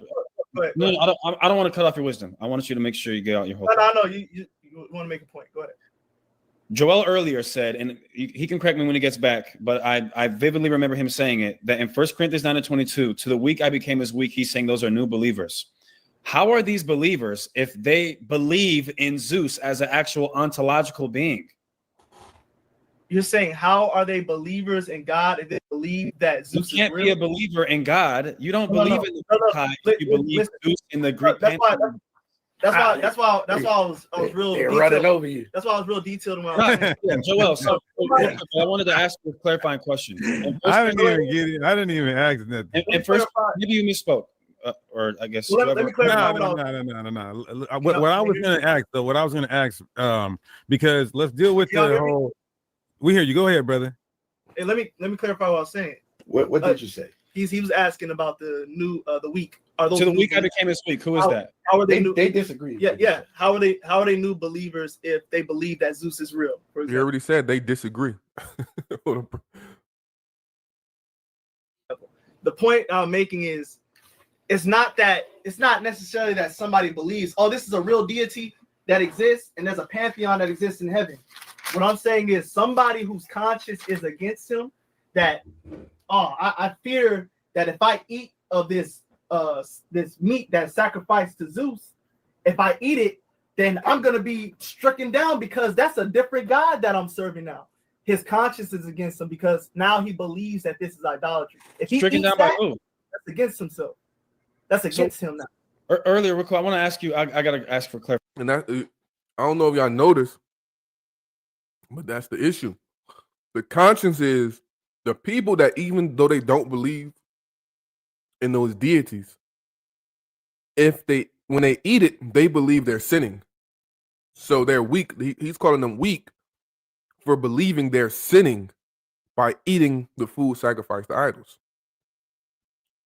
But then you have the strong that understand they're not sinning because they're not practicing idolatry by eating it. So they don't see that what Paul is doing. Like it's crazy how this is just going over their heads right now. Paul is telling them that it's not a sin to eat the food sacrificed to idols, which it is a sin to eat food sacrificed to idols. He's saying, yo, it's not idolatry, so it's not sin. It may not be idolatry, Paul, but it's still a sin because they're knowingly and willingly eating food sacrificed to idols. This is the problem that Hakah and Hassad sees. So, Joel, in 1 Corinthians 9:22, to the weak I became as weak. Those are new believers? The people that are reading the letter are the leaders of the church in Corinth, and that he's giving them admonition on how to speak to their church. And he's saying, to the weak I became as weak, meaning I brought myself down to their level. The weak would be new believers. The weak would be new believers. Those who are not built up and strong in the novices, we would say, the novice. But I want to show you something. Go to 1 Corinthians 8 and read verse 6 for him. Go ahead. I'm going to find this clip. Go ahead. 1 Corinthians 8. Oh, you got a clip? You got a clip of him saying something else? I'm rewinding in the audio is what I'm doing. Go ahead though. 1 Corinthians 8 and 8. I don't want to. Okay. Don't wait for me. Go ahead. 1 Corinthians 8 and 8. But meat commendeth us not. No, 8 and 6. Oh, you want 6? Verse 6. But to us there is but one God, the Father, of whom are all things, and we in him, and one Lord, Jesus Christ, by whom are all things, and we by him. And he says that after telling you there be lords many and gods many. But he says, but to us there's only one God. Read the next verse. Howbeit there is not in every man that knowledge. How does he know that? Go to Isaiah 44 and 9. This is how he knows that. Okay, after this though, let us get a chance to say something. This is Isaiah 44 and 9. Read. It says, they that make a graven image are all of them vanity, and their delectable things shall not profit. That's talking about the foods that they covet, and they, after they've done with their ritualistic worship, what's the word when you have sex with your wife? What you call it? Consummation. The consummation is they dine now. Read. And they are their own witnesses. Come on. They see not nor know that they may be ashamed. They don't even know. The idol worshipers don't even know that their God is fake. They don't have enough knowledge to even be ashamed about what they're doing. He shakes his head. No, he didn't know that scripture. They don't even have the knowledge to know what it is that they're doing is heresy. My bad. I'm eating over here. That's what my wife was getting at me about. You know, eat your food. He said he shakes his head. No, he didn't even know that scripture. An absolute foolishness by you dedicating yourself to that false God. They do not have the knowledge. Read. Who hath formed a God or molten a graven image that is profitable for nothing? Behold, all his fellows shall be ashamed. But they don't even know enough to be ashamed. God is going to have to shame them. The knowledge that Paul is saying that every man doesn't have in 1 Corinthians 8 is that there's only one God and he made everything. And everything belongs to him in this earth. The entire substance of this earth. I have to respond. Okay. Go ahead. I think y'all all, that light just got bright. That sun just got bright out there. I don't think y'all all was correct about that. He ain't saying that they don't have the knowledge of the one and true God. He's saying They do have the knowledge of the one true God. They do have that. But they don't understand their liberty to eat the food sacrificed to idols may cause people that believe the idols are real to error, to mess up. So you have the people that believe the idols are nothing. They believe when they eat the food sacrificed to idols, they're not doing nothing wrong because why? Because they understand it's not idolatry because it's one God. And then you have the people that say, yo, if we eat the food sacrificed to idols, we're practicing idolatry. So Paul is saying, because the weak people believe that, you shouldn't do it in front of them. But he's not telling them they don't have the ability to eat the food sacrificed to idols. So I think y'all all kind of misrepresenting that a little bit. Are you done? Okay. No, I wasn't finished, but I know I'm teaching, and I know we want to get it. We want to get a chance to, this ain't a what's it called when a pastor does a sermon. Go ahead, Assad. Yeah. So this is from earlier. I just want to play this before he plays that. The idol worshippers have an entire cosmology and history and fire and rules and laws for sacrificing and serving their gods. What is he talking about? As Torah Tanakh only, do we have to listen to Paul? Absolutely not. Paul ain't got no authority with us. And I would say, y'all better not listen to Paul because Paul is telling them to eat food sacrificed to idols. It's Torah Tanakh. You should not be listening to Paul telling you to eat food sacrificed to idols. I don't care how much knowledge and wisdom you got. It's never okay to eat food sacrificed to idols. Never. So absolutely not. Yeah, Torah Tanakh only should be listening to Paul. In fact, no, we don't. No, we don't. Stay away from RuPaul. Stay away from RuPaul. Blessings. That is a fact. This Saint Paul. It's 1 Corinthians 9:22. To the weak became I as weak. Who is that talking about? Newcomers. Read. That I might gain the weak. How are you going to gain the weak by eating food sacrificed to idols in front of them? When you know damn well they believe in Dionysus. How are they a new believer if they believe in Dionysus? What? Wow. How are they a new believer in the true God if they still... I missed that. Hold up. So this is from earlier. I just want to play this. I got to run that back. I missed it. It's 1 Corinthians 9:22. To the weak became I as weak. Who is that talking about? Newcomers. Read. That I might gain the weak. How are you going to gain the weak by eating food sacrificed to idols in front of them? When you know damn well they believe in Dionysus. How are they a new believer if they believe in Dionysus? He said the newcomers believe in Dionysus. And Hassad said, how are they newcomers if they still believe in Dionysus? Okay, I get it. What? Wow. Hassad? How are they a new believer in the true God if they still believe in an idol? That's why when you Hassad, you're too quick. Listen for a second. I'm gonna slow down. And I'm not trying to. Unless you're saying that's not I a new actually want believer. you to understand what I'm saying. Yeah, go ahead. The weak is a novice. A novice would believe in Dionysus. A novice would be... I think they're getting lost in the translation. Y'all were always saying not that they believe in him as they worship him, but they believe that Dionysus is real. That's what he's saying. So I think it's getting lost in the translation. coming into the truth. So they're not repentant. I'm still afraid of these guys. I still feel that. Okay. What is the truth? Exactly. What is the Read truth it, according to the Bible? 8 and 6. Read it. No, what is the truth according to the Bible? Corinthians 8 and 6. Go ahead. Yeah, read it. Read. 1 Corinthians 8 and 6. It says, but to us, But there's one God, not God and Dionysus. Yikes. Now read the verse above it. This guy. Read it. Get a load of this guy. Read the verse above it. You're too quick. You gotta listen sometimes. Verse 5. Read that. For though there be that are called gods, For whether in heaven or in earth, as there be gods many and lords many. your new convert is coming out of a world where not only does he give thanks to these gods, and you turn him Are away they from in the truth though? them. Are they in the truth? Let him But finish. Dickie, you're asking. You can't even say You're nothing. you're That's like a nigga that's a Hebrew Israelite, but he still smoke weed. yeah, like He ain't in, he don't understand yet. like the Are point they is, in Paul- the truth though? Is what I'm the asking. point is the instruction. Paul definitely was cutting corners and creating loopholes. He definitely was cutting corners and creating loopholes.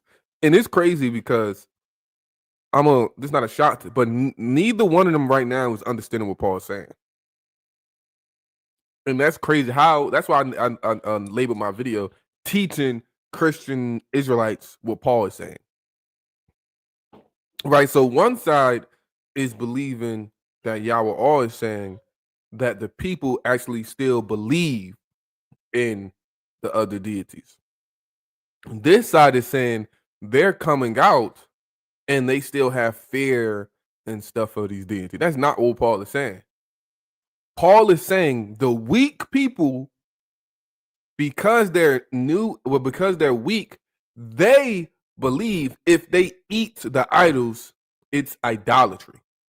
This is the weak people believe, because they're saying, yo, this food is sacrificed to the other idols. To the idols. If we eat that, that's idolatry. They're calling them weak for believing the eating of the food is idolatry. And Paul is saying the strong, they understand when they eat the food sacrificed to idols, is not idolatry because the gods don't mean anything. So one is saying, yo, these are real powers, real gods. If we eat this, we're getting into idolatry. That's idolatry. Like, nah, y'all weak. The strong is saying, no, it's not idolatry because we know these gods don't exist. So it's not that they believe in those gods. They don't believe in the gods. They don't follow those gods. They believe if they eat the meat is idolatry. And Paul is saying, and the other people are saying, y'all weak for thinking if you eat the meat is idolatry. So it's crazy how these 4 brothers are Christian Testament believers and they don't realize or see what Paul is saying. They don't understand it. Is to teach That's these a silly people that question. these No, gods. but are they in the truth? Yes or no? That's a silly question. Brother, we're You're asking. being No, taught the truth. give me. Hey, Listen, let me tell you something. You would say that the brothers in ISUPK. The truth is Torah, according to Psalm and the Tanakh. That is fact. The truth is Torah. Paul said he think he got the Holy Spirit. Paul said that. I know. He said he think he got it. That's crazy. So he was calling us to not follow exactly. Because when we be like, yo, I'm not eating this stuff, that will sacrifice the idols. That food is idolatry. To Paul and the people that Paul is talking to, and the believers of JC, they call us weak because they say we're giving power to those deities for saying that. And the strongest like, nah, we know it's one true God. We can eat this meat. It's not idolatry. Y'all think it's idolatry, or y'all think it's do this, we eat this meat? Y'all think it's a sin to eat this meat? So that's what Paul is saying. Even though we understand we can't eat that meat because it's a sin. You know, so yeah, they were pretty much calling us weak if we being real. Paul weak, calling others weak out ironic. Not in the truth. They would say you not in the truth. I wouldn't say that. Get it to mommy. I wouldn't say that. John They the say Baptist that. went off. John the Baptist is not a commandment. The truth is keeping the Is commandment. that smart? Is that wise? It's not smart, but it's not. They're not breaking the So you would commandment. say they have to learn what? More what? They would have to learn what? Understanding. More The perfect. truth is the laws, statutes, and commandments according to the Bible. So when I say to you, Yahweh, Also, Jesus can you Christ is eat the meat? Can you eat meat But sacrificed also, to Jesus idols? Christ though? is the truth. Yes, he's the truth. But let's get back to the So then the topic. truth is subjective based on the context of what Let's you're get speaking back of. to the topic. Wait a second, Hassan. Can you Oh, eat Paul. meat sacrificed to idols? Yes. Greetings. KOI, Oklahoma. Greetings. All praise to the Most High. No. Like that's not true. No, let's get back to the topic. Can you eat meat sacrificed to idols? Yes or no, Yahweh? I would say this. I believe in the liberty that Paul is instructing from. Can you say yes or no first and then expound for 60 seconds? Yes, you can. Yeah. Okay. Under this guise that you have My bad. I heard my daughter out there crying. I was about to run out there real fast. Hold up. Let me rewind this back because I want to hear the answer to this question. I believe in Can you eat meat? Can you eat meat sacrificed to Jesus idols? Christ is the truth. Yes, he's the truth. But let's get back to the The topic. truth is subjective based on the context of what you're Let's get speaking. back to the topic. Wait a second, Hassad. Can you eat meat sacrificed to idols? Yes or no? Like that's not true. No, let's get back to the topic. Can you eat meat sacrificed to idols? Yes or no, Yahweh? I would say this. I believe in the liberty that Paul is instructing from. Can you say yes or no first and then expound for 60 seconds? Yes, you can. Yeah. Okay. Under this, So look, I'm not gonna say a follower of Paul, but he believes in the writings of Paul. And he just said, yes, you can eat food sacrificed to idols. Now, this is the danger of what Paul is teaching. This is the danger of what Paul is teaching. Because you cannot eat food sacrificed to idols. Y'all were all, bro. You gotta understand it, but you a smart brother. You have a love for Torah. You have a love for the Most High, and I believe you do. But Paul is leading you to error, and this is what Hassad and Deacon is trying to show.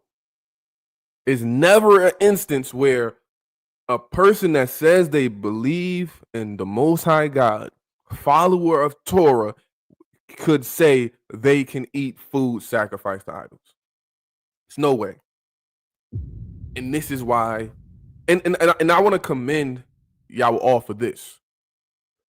He's reading the text, he's acknowledging what the text says, and he's not saying Paul is not saying what he's saying. You have a bunch of all past 4 days on Clubhouse, a bunch of Christian Israelites are trying to tell us this is not what Paul is saying. They trying to tell us we not understanding what Paul is saying. We're lying, and this is not what Paul is saying. So I want to commend y'all all for saying, yo, I'm reading the text. This is what Paul is saying clearly.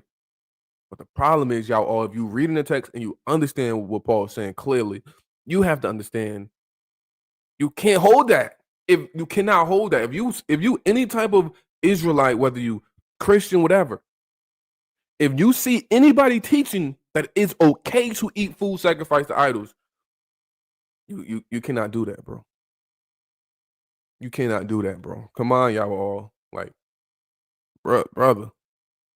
And I think this is gonna create a rift in Sons of Thunder camp, because I know there's brothers in that camp that's going to see him say that and say, whoa. You see they smiling. You see they face, they smiling like got him. And if I was Genesis, because look, I'm a debater. If I was Genesis, I would yield to the point, okay, it's not idolatry. I would yield to that point and I would ask them, is it a sin to eat defiled foods?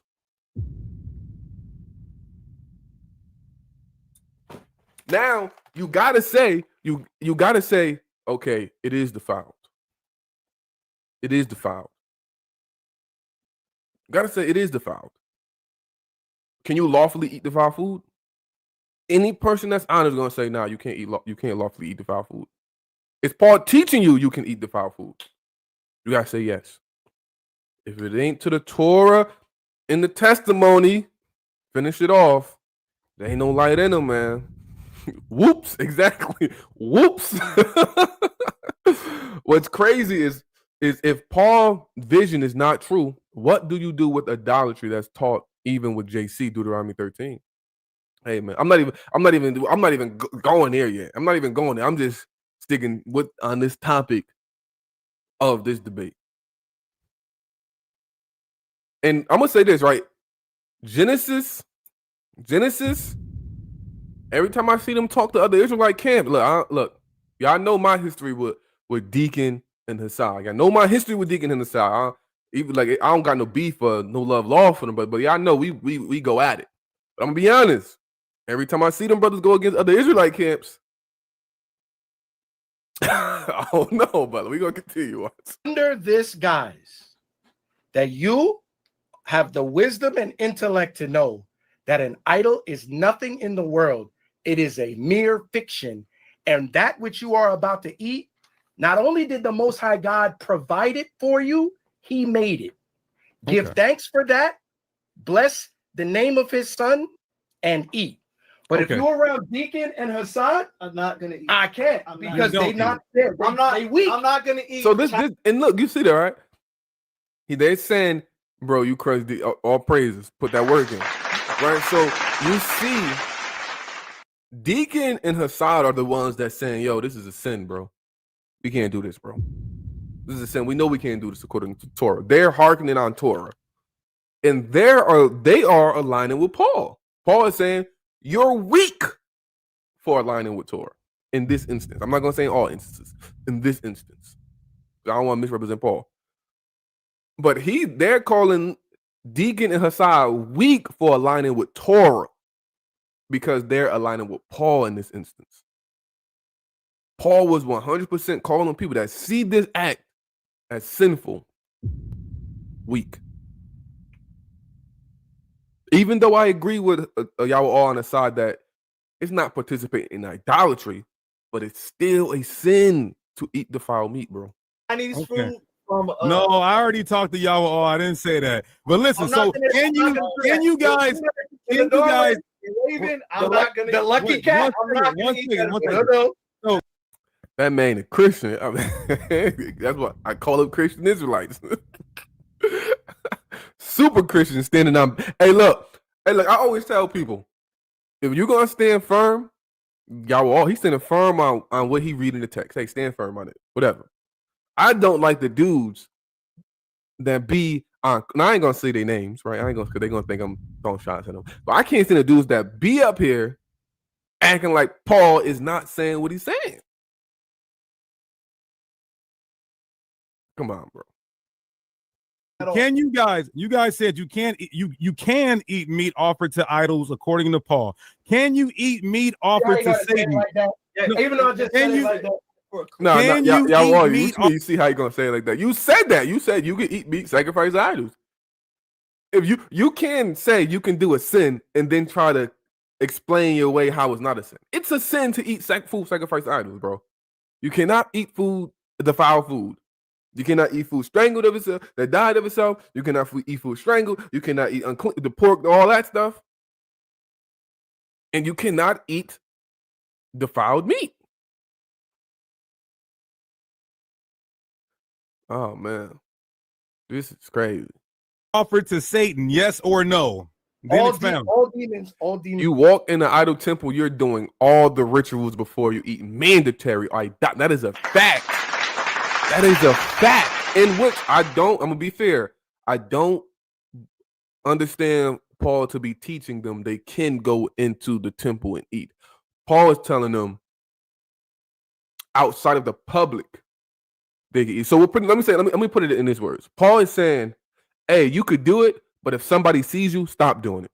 And yeah, that sound crazy, right? That sound crazy, but that's what Paul is saying. He said you can't do it in the public. So he says, when y'all read this stuff, right? He says, if someone invites you to a dinner, eat whatever they put in place of you, don't ask. But if they tell you it's food sacrificed to idols, don't eat. Right? He says you can't sit at the tables of those demons and at the table of God. So he's telling you can't participate in the temple. You can't participate at the feast. You can't do that. You only can worship one God. You cannot do this stuff in public. That's what he's telling you. But if nobody sees you, if you're not harming a brother, then you good because you understand it's not real. So in essence, Paul is saying, yo, you can eat this, just don't let nobody see you because you don't want to hurt your brother. That's what he's saying. So that's like me right now. If I have a plate of food sacrificed to idols, if nobody's around, I can eat it because my conscience is not hurt. This stuff don't mean nothing. I can eat this. Now, if Gates of Zion come in the building like, yo, good dog, what you doing? You eating that? You can't do that. He's telling me now, since Gates of Zion saw me, I can't eat it. That's what Paul is saying. That's crazy to me. That's crazy to me. And again, I'm not misrepresenting Paul. Nobody can accuse me as misrepresenting Paul. I'm gonna be honest with Paul is saying, and that's what he's saying. That's wild to me, bro. That's wild to me. But Paul, public defender. Paul, wishy-washy. Ask no he said, ask no questions for conscience sake. But look what else he said, not for you, not for your own conscience, but the conscience of the other person. He said, eating this food ain't gonna bother your conscience, but it'll bother the brother that understand that's a sin. So don't eat it for his conscience. Don't let him see you eat it. That's what he say, bro. In other words, don't ask what's set before you. So today, don't ask if the meal contains any pork. don't ask, no tell. I was saying pretty much, so if you see a woman on the street and you may think she married, but if you don't ask, you can just go with it because you ain't know, she ain't tell you. So you can just don't ask no questions. Like, that's crazy. Don't ask no questions. Hold up, let me. Hold up. Somebody sent this in the group chat. Hold up. Somebody sent this in the group chat. They said this Paul. Hold up. Let me show y'all. They said this Paul. Well, let me see if I can find this in the group chat. Let's see if I can find this in the group chat. They said this Paul right here. Now, I realize that every now and again, some of you women folk, you get hot. You get bothered, and every now and again you get hot and bothered. Well, what I want you to do when you get that hot and you need a little relief, I want you to call me. Don't ask no questions. He said, "Don't ask no questions." Somebody said that's Paul. I think Paul letters are the Catholic fathers penned. The camps act like colonizers didn't have anything to do with Paul writers, man. We never know, man. Paul is off. Paul is big off, man. Then integrity gonna come into play because if Acts, they gonna either lie or tell the truth. Either way, that's confusion. That is a fact, man. Ignorance is bliss. For real, for real.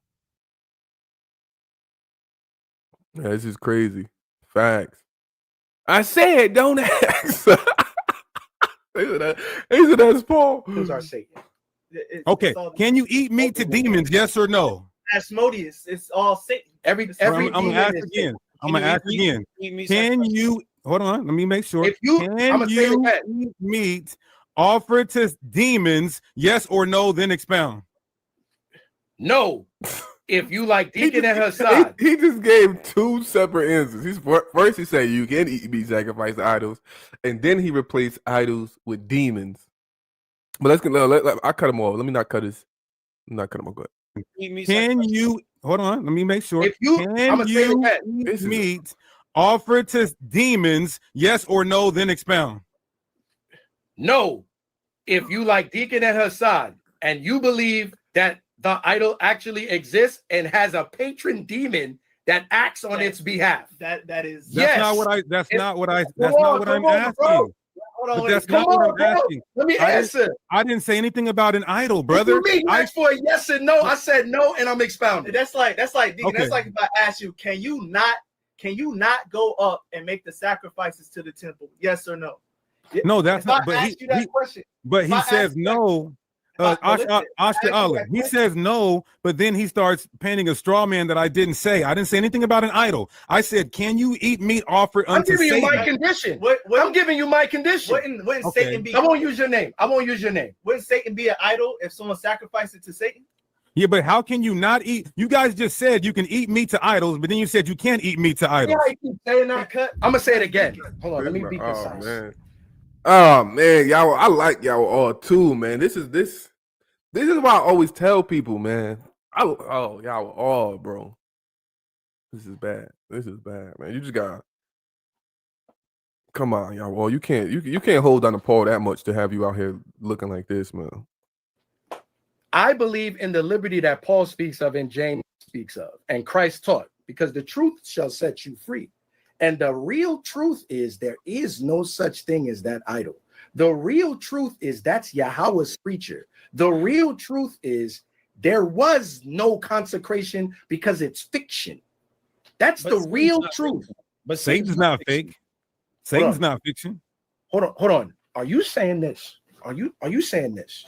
And I'm gonna ask you. Yeah, ask. Go ahead. Are you asking us? Will we take the question? Go ahead. Let him ask. Go ahead. You gonna take the question? Yeah. All right. The person who created Nike totally respect. Nah, don't do that. Totally respect. This is funny because somebody brought Nike up on Clubhouse too. Let me ask. Okay, Let me ask. He's not answering my question, but go ahead. No, Now, get a load of this guy. Let me ask. Are you the guy who made Nike? Spit it out.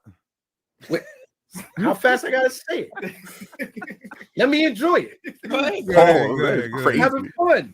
Spit it out. That is crazy. How long I gotta enjoy it? That's crazy. The guy who made Nike consecrated the brand to the goddess of victory, even naming the brand after her. Yeah. That was his intention. Meaning, and when you go into Nike, he says, I believe that by naming my brand Nike, I was going to be blessed with unlimited success. Are you saying that because the clothes are consecrated? Exactly. In Acts 15, and this is the one of the problems they're having. Because James and them in the Jerusalem council told them that the Gentiles had to stay away from idols. Told them that. So now if Paul is teaching stay away from food sacrificed to idols. So now if Paul is teaching them, hey, it's the instance you can eat food sacrificed to idols, that goes against the Jerusalem council. That not only goes against the Jerusalem council, it goes against what JC said. And he condemned who was that? I forgot her name. But he condemned the chick for teaching them to eat food sacrificed to idols. So Paul is doing what she was doing. So this is the problem. Now you have to try to make Paul's teaching in line to what the Jerusalem council said and in the line what JC said. So this is why it's a big problem. This is why you have so many Christian Israelites. They don't want to admit this is what Paul is saying. But Yahweh, he has Jezebel. He has some integrity, right? Because he's all right. This is Paul was saying, and he rocks with Paul, so he's gonna stand on it. But it's an error. So I give him his credit for having the integrity to admit this is what Paul is doing. The other brothers act like they don't want to admit that's what Paul is doing because they can't make all of that sync. They can't make Paul in sync with the Jerusalem council and what JC taught. So this is why Yahweh is having the problem right here, because he's telling the truth, but it's messing up, bro. I can't believe I used to be over there on that side, man. All praise to the Most High for bringing you to the right side, man. All praise to the Most High, man. All praise to the Most High for bringing all of us to the truth. Paul's work is against Yah's laws, introducing JC. Paul's overall intention is to lead you into idolatry. Oh, man. Paul's shakiness was what made me look into the falseness of the salvific, I can't even say that word, son character. Man, oh man. They're sounding more and more like Paulites. That's exactly what they sound like, man. Paulites. You either, if you believe in JC, you can't, like, it's starting to get shaky to believe in JC and also hold to Paul. You're either gonna hold to Paul or believe in JC, man. So I don't know, man. Maybe we didn't get the whole story of Paul Damascus Road experience. Wacky Christian camp doctrine, man. It's crazy, man. Nike is a bad analogy. The rites and passages and rules for the time of Nike have been disbanded and not practiced no more. Wearing Nike not the same as eating food to a Nike god. That is bad here, man. They trying, man. They trying. All praise to the Most High. Lanier for the super chat. Try not to do it on the Shabbat, though, Lanier. It's probably not your Shabbat, but it's my Shabbat. So try not to do it today, man. But appreciate it. All praises. What's so ironic? JC is an icon, but then tells a woman not to eat food from idols. Oh, he said Jay-Z is an idol, but then tells food not to eat food from idols. What about his disciples eating flesh and drinking? Oh man, y'all ain't got bag. Created to Nike. I can't wear Nike. It's a non sequitur, but no, I'm not saying that. Here's what I am saying. How is it non sequitur when it's exactly the same? Here's what we're saying. Here's what we're saying. You got Nikes on right now, and you're running. You got Nikes on right now, and you're running. That's what we're saying. It's not the same. It's not the same. It's not the same, and we can explain why it's not the same. But how is it non sequitur when it's the exact same thing? Something that's consecrated to what you would call a demon. It's not the same. Number one. Number two. I'm going to explain how. The Bible says, "Touch not the unclean thing." Wouldn't it be polluted once it's consecrated to Nike? Let me explain. First of all, you're not even. First of all, so hold on. Not only am I not getting my question answered, but now you're asking me. Not getting answered? I'm now not allowed to answer. Hold on, real quick. Make sure y'all subscribe to the channel, hit that like button, subscribe to the channel, hit that like button. All praise to the Most High. Okay, ask me your question. I promise I'll answer it twice. All right, let's all It's all up right now. It's not contention. Let's all recalibrate. All right, let's recalibrate.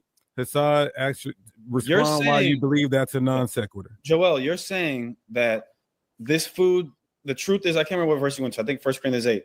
The truth is that this God is nothing. So don't worry about it. All food belongs to the Lord. Satan is not nothing. Satan is an ontological being. So if somebody sacrifices food to Satan, you can no longer use the argument of, well, that doesn't exist because Satan exists. Dang. So what do you say then to someone who says, well, I'm going to eat food sacrificed to Satan? Go to 1 Corinthians 10. I thought you believe it's an ontological demon that's operating as the idol. That's what Satan is an idol like Zeus or Vishnu. Those literal demons, those little statues are not walking, talking, eating, drinking. But there's a demon behind it, according to you. That's what not according to us. Not according to us. Not according to us. According to who you guys esteem as the chief apostle over the rest of the apostles. 1 Corinthians 10 and 19 says, what say I then? That an idol is nothing, or that which is offered in sacrifice to idols is anything. Verse 20, but I say that the things which the Gentiles sacrifice, they sacrifice to devils. That's your chief apostle. That's your lead instructor saying this. Hey, and guess what? I stand by that. He said that's your chief apostle. He ain't said that's ours. Genesis said the heck with Paul, man. They ain't rocking with Paul, man. All praise to the Most High. Wow. Okay. So if you stand by it, then you're saying you can eat meat off of the demon. Go ahead. I mean, the whole you running from me shtick don't work with y'all at all. I want to answer you. So now go to 1 Corinthians 10. Well, you sure had a hard time answering that meat to Satan. No, how? This is my first chance to answer. It's just we understand your position. I heard Hassad teach. Wait, hold on. I heard Hassad teach that there is a demon that is making you believe that idol is real. So it's me and y'all were all you agreed last night when we talked on the phone. I said, is it God making you bow down, or is it his spirits? You said, well, there's not a wicked spirit. I said there's left-hand spirits, right-hand spirits, according to the council of 1 Kings 18. What did you say last night? Who is making them? But who is making? You did. I said God is in control of everything. But who did he use? Is there wicked demons? Yes or no? And remember, we had this talk last night. Can I answer like you let me answer last night? Yes. So they can hear because you heard my whole position. Go ahead. Wicked is subjective. The demon is acting on behalf of the Most High. The demon is not an adversary to God. It's not a wicked demon in the sense that it's an opponent, Yahweh. It's a cruel messenger, like the book of Proverbs says. It is serving the Most High perfectly, but to you, it represents destruction. So it's wicked in that sense. It's not wicked in the Catholic sense that it is an opponent. That there's a war going. Hope I ain't missed nothing. When they talk about Nike, show them this. Psalms 91:4 states, he will cover you with the feathers, and under his wings you will find refuge. His faithfulness will be your shield and ram. Okay. Where was I? Did Genesis drop Paul, or they just ignoring some of his teachings? I'm not sure, honestly, but I don't understand how you. This is me. If they don't drop Paul, it'd be kind of weird. How can you follow someone as anything that's teaching anybody to sin? If you're teaching somebody to sin, you should not follow them. So I don't know. Right when the people in the Tanakh when taught people to sin, they got punished. Aaron, the man Aaron, when they came to him for him to do idols, he did it with them. He got punished. Dunzy. You know, even with Moshe, when he didn't cause the people to sin, but when he messed up in front of the congregation, oh, we give you this, he got punished. He didn't get allowed to go into the land, right? But even that's not doctrinal. As far as you can eat this sacrifice to idols, you don't have people in the Tanakh that's teaching you can do this. God said you can't do this, and you can do it. You don't have them as leaders and teachers in the community, and then you hold to their doctrine. You know, you don't have that. So when Paul is saying, yo, you can eat meat sacrificed to idols, and this is the doctrine, this is how you're closer to God, I don't understand how you can continue to hold to them. But if they just pick and choose which doctrine they follow of him, or they just get wisdom from him, because I understand you could get wisdom from somebody. Everything they say might not. They might say one thing that aligns with Torah. So I don't know, but I'm not sure if they dropped the whole thing or just ignoring this. I'm not sure.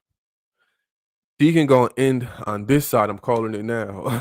we shall see. We shall see, man. We shall see. I agree. They still hold on to Paul. They just reject certain things, such as this and head covering. Okay. So they don't. Oh, pretty much. So I get it. They don't hold Paul as scripture. They just all right. He just somebody. So I get it. Halfway out the door. If they dropping Paul, then they dropping most of the NT. Come to y'all, brothers. So they might not drop Paul. They just pick and choose with doctrines. The ones they agree with, they agree with, and the ones they disagree with, they disagree with. Believing in JC as a created is idolatry, as in the book of Colossians. Yeah. Ain't nobody created with God. Deacon is right. These left-hand spirits were given to the nations to serve. So if you eat food sacrificed to those demons and God's spirits, then you are in error. We have the Most High as a fact. All right, let's continue. Going on that there's a war going on. No. I'm not saying that, but if y'all were all, let me just say this last thing. If y'all were all was to let me not say y'all were all. If an Israelite was to bow down to Zeus, is that a demon making him do that?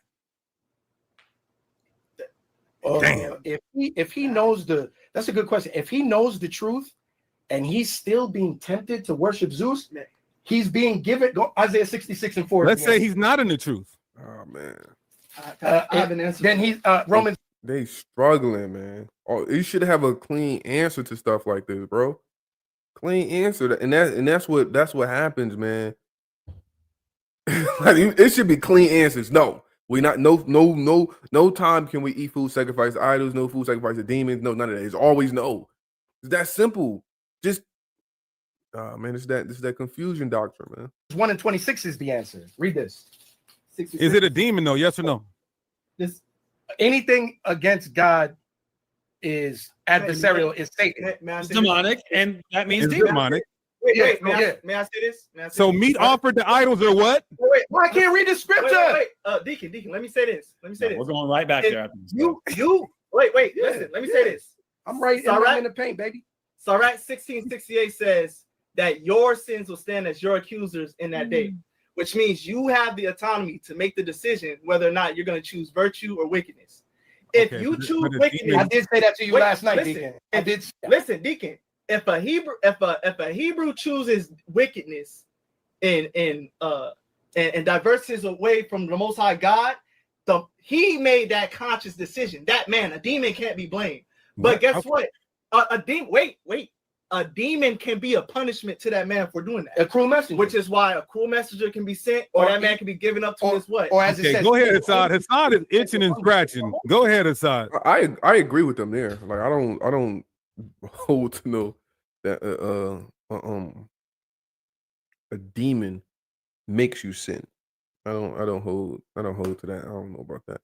I don't hold to that. You can be like he said, you can be cursed, or God can send an evil spirit upon you as a result of your sin and your rebellion. But a demon just getting into your body and causing you to sin, I don't know about that. That's Wait, let me read this You scripture. made that decision. Go ahead, let him get the scripture. Remember, I gave you two answers. Go Y'all ahead. acting like Go ahead. y'all not asking Y'all all read your verse. Read your verse. Y'all acting like you're not asking me questions, and I want to. Evil spirits are sent by God, so I don't hold to the understanding that a righteous person a spirit can come upon a righteous person without God allowing it. I don't hold that. If an evil spirit comes upon you, that's done by God. Why? Because if you're keeping God's law, statutes, commandments, He protects you from that. So I don't know about that. Yeah, okay. All right. Listen. Let's do it in this order. Y'all will all read your verse. Read your verse, and then Hassad. I never got to present that. We didn't get to go to that 1 Corinthians. Brother, go ahead and read. He was going to get Romans 1, I think, right? No, we don't have. Y'all all real quick. We don't have that much time. So let him read his Isaiah 66. You respond to that, and then let's get into some of the contents of 1 Corinthians, more contents of 1 Corinthians 8 and 1 Corinthians 10. Yeah, read this. Isaiah 66:4. Okay. This is what's happening to the practicing Hebrew Israelite. Because you asked two different questions. You said if he's an Israelite, and then what if he's not? Mm-hmm. Read that. 66:4. It's Isaiah 66:4. I also will choose their delusions. What the Lord say? I also will choose their delusions. Why? And will bring their fears upon them, because when I called, when I called was when Paul came to you and taught you that there was only one God, right? And Sosthenes with him. Read. Right. None did answer. When I spake, they did not hear. When you told them, yo, idolatry, you have to, as Paul said in 1 Corinthians 3, flee from idolatry. Right. Be not a partaker of the table of devils. Read. But they did evil before mine eyes. Come on. And chose that in which I delighted not. Of their own accord. So what happened? Hear the word of the Lord, ye that tremble at his word, your brethren that hated you. Isaiah 66:4. Yeah, that stops there. Stop there. All right, now yeah. So can we get in now? Let Hassad get in now. Okay. Because that's getting into what we seeing here, right? Is the differences from debaters and teachers.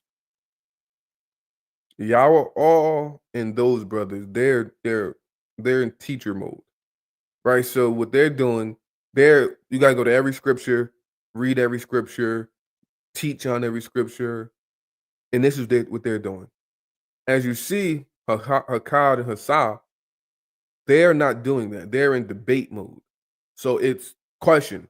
Oh, you answer that question wrong? Boom, I'll go to the scripture to prove you wrong. Question.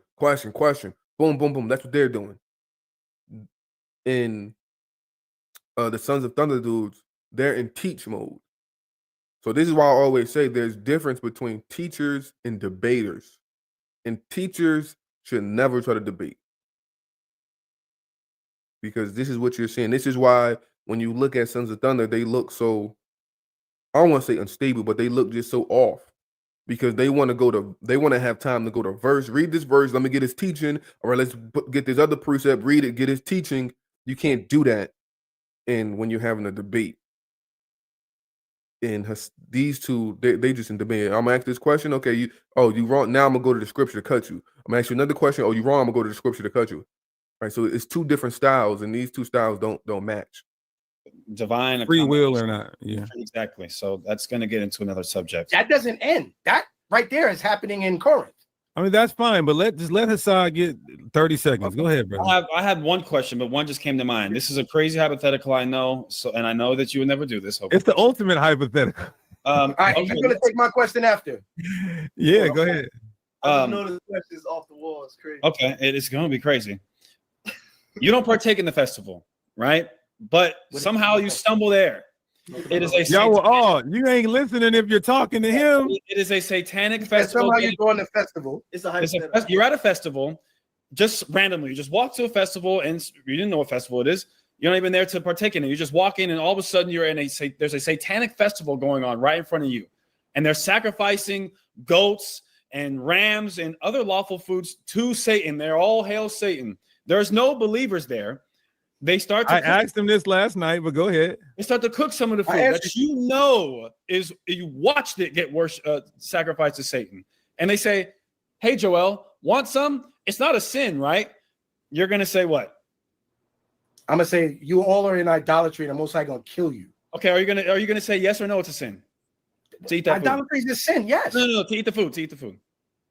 No, I can't eat. Go to 1 Corinthians 10. Show him. Now we get to do it. Good answer. See, good answer. Good answer, y'all all, because Paul is saying that right there is a sin. Right? So Paul is saying if you're in a temple or whatever, someone offers you food. And they don't tell you you can eat it. But if they do tell you, you can't eat it. Right? So Paul is saying that's a sin at the feast because that would be participating in the idolatry. So I think that was a smart answer he just gave because Hassan was he's about to pull out that trick bag. I didn't say a believer. I said there's no believers there. It don't matter who say it. It don't matter who say it. The point is put them the same. He covered it. Read it. They're gonna go. Someone tells you this. No, that's good. That's good. Just let them go there, and then I get this. Start at verse 28. Yeah. Watch. It's exactly what. It's not a non sequitur. It's exactly what he's talking about. Read. It's 1 Corinthians 10 and 28. But if any man say unto you, if a believer say, if any man read say unto you, this is offered in sacrifice unto idols. What does Paul say you should do? Eat not. No, eat it. Eat not. No, eat it. Eat not. Eat not. For his Why not? sake. For his sake that showed it. That's not what I asked. So again, you see what they just read. It says, "Eat not for the person's sake, not for your own sake," because you understand is according to Paul, you understand is not a sin. You understand that this is not real, but for the person's sake, you shouldn't eat it. So he's not even saying it's a sin. He's just saying don't eat it for their sake. That's crazy. I asked if it's a sin. No, I asked if it's a sin. Watch now, everybody. I want everybody in the comment. This is where it's about to get horrific. It's about to get bloody. Let's see. Now you're about to be a sacrifice. So but now let's just keep reading because I asked a very specific question. Everybody, is it a sin? I didn't ask you if you would eat it. I asked directly, is it a sin? Oh. Paul says, do not eat Oh, okay. I understand the question he asked now. Oh, okay. it for that person. Oh. Does Paul say don't eat it because it's a sin? Yes or no? No. So is it a sin? Yes or no? It depends on how you eat. Damn. Or if I chew it fast, or if I go to 1 Oh, Corinthians 8. Go to 1 Corinthians 8. Paul never says the eating of it is a sin. He never says that. That's a good question right there. He's examining me, but you're really examining Paul. And Paul answered your question already. You're here as a representative for Paul. I do. I believe in Paul. I think. So you're on the hot seat for Paul. I think depends how you eat it is definitely crazy. Depends how you eat it is definitely crazy. I meant to point that out, but it slipped my mind that fast. Depends how you eat it is definitely crazy. Hit that like button for Godard one time. It won't cost a thing. Definitely. Shout out to my boy Joshua, the Levite is in the building. Definitely hit that like button. Hit that like button. And go subscribe to my boy Josh, the Levite channel, man. To knock only brothers that's out there on the street corners waking up Israel, man. All praises to the Most High. This debate is definitely diabolical. The Most High, man. Hey, man, I don't know, bro. I don't know, man. Let's get back into the Most High God for sending Paul. Read 1 Corinthians 8. So before the record, Paul never said, Paul uses sin in 1 Corinthians 8, but what he calls the sin is damaging the brother's conscience. He doesn't call the eating of it sin. Go to the Greek for me, It's 1 Corinthians 8 and 7. because this you got to look into this when you have time. Go to the Greek for verse 7. Tools. You want me to do it or him? Yes, Yeah, please. because you're sharing the You're screen. sharing the screen. All right. Where at? Which one? I want the word for conscience. It's Sidnisis. Mm-hmm. Right there. Sidnitis. Okay. Read. All right, this is 1 Corinthians 8 and 7. Howbeit, there is not in every man that knowledge. For some with conscience of the idol, unto this hour eat it, as a thing offered unto an idol. They actually eat it like it really belongs to this deity. They actually acknowledge the existence of the deity. They are conscious of the deity as if it is real. They now they y'all feel all that's guilty. still y'all all don't understand. That's still the problem they're pointing out.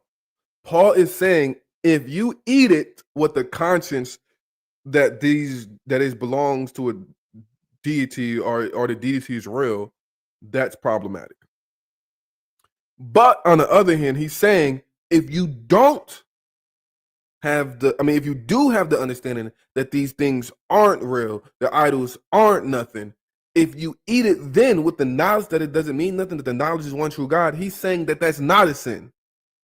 So you can eat it. You can eat the food sacrificed to idols if you don't believe that idols and stuff are real. That's still a sin. You still are consuming food that is defiled. How does Yahweh all not see that? So you keep going to the point that it's about the conscience and it's about how you think of the food. Yes, that's what Paul is saying, but they're pointing out that Paul's doctrine is that you can eat food sacrificed to idols in a way that doesn't make it sinful, and that's that food is still defiled, bro. When they eat, Right. because their conscience being weak is gonna say, read. And their conscience being weak is defiled. Now you got that, and this is not Paul Acknowledging it. telling you to do something. This is Paul's commentary on brothers that are doing this. He's like, yo, you guys taking advantage of your liberty and you edifying nobody. Yeah, we know that the idol is nothing, but these people, they believe, they are conscious of the thing. They believe in the thing. And then when they eat, you know how they feel? Damn, I just disrespected the Most High. I just ate. See, the weak people, if they were to eat food sacrificed to idol, they would say, dog, I just ate some sacrificed to another god. They're calling them weak for knowing them eating the food sacrificed to idol is wrong. So everybody in here, they're calling us weak for understanding you can't eat food sacrificed to idols. But the people that understands, yo, this don't mean nothing. I can eat it. It's not a sin. They're the strong ones. Dionysus' meat and drank of his cup. Okay. 1 second. Priest fell Of off. course. Don't worry about it. That's not the question I asked you, though, brother. The question I asked you is it a sin? The question I asked you is if someone were to take that food from that satanic ritual and Yes, eat it, it's sin? idolatry. They're co-signing the idolatry. Paul's eating argument is you Food sacrificed to don't- idols is co-signing idolatry? Yes. Mm. So Paul's argument, Hear that? He just cut himself. He just cut himself. He just cut himself. He just cut himself. Oh my! See, this is the confusion with horrible doctrine. Man. He just cut himself bad. He just cut himself bad. Let's bring that back. Oh my goodness. his cup. Okay. 1 second. Priest fell Of off. course. That's fine. Don't worry about it. That's not the question I asked you, though, brother. The question I asked you is it a sin? The question I asked you is if someone were to take that food from that satanic ritual and Yes. eat it, it's a It's sin? idolatry. They're co-signing the idolatry. Paul's eating argument is you Food sacrificed to don't- idols is co-signing idolatry? yes. Uh, So Paul's argument, hear that? we both been Why? we been knew that. Wait, Hassad, in your hypothetical, your extreme hypothetical, a Satanist sacrificed something, offered it to you all. If Yahweh all eats it in his face, after the man said this was sacrificed to Moloch, Moloch will bless you for eating this meat, and Yahweh all eats it. What does it do in the mind of the person who sacrificed it to Moloch? They're gonna think that it's okay. There's your answer. But here's the problem. That's not what he. I still That's not what he asking y'all. he understands that the other person's conscience is going to be damaged. He's asking you for the person to have the knowledge, the person whose conscience is not damaged. Is it a sin? I cannot believe that this is kind of the end of the conversation. No, it's You not. just said Trying to get out. Read the scripture. No, it's not. I like that technique. I don't use that technique. We're going to talk about it till the sun go down. You just said, no. I'm saying, You can't get away. Wait. I need you guys to wait a second, please. Wait a second. Wait. We're not in. When he says end of the conversation is not. We can, like I said, we can do this all night. Definitely. You said you had a class. We can go into your class, but let's just class. Wait. Everybody okay, watching Deacon right now. That's fine. So what I want you to do, Hassad, is explain why you just said that, please, and then let's stay in 1 Corinthians 8. Go ahead, because I haven't. I'm got not to say saying like, okay, we're done now. I'm saying like you just kind of conceded. You just said, and we all heard it. That's my opinion, of course.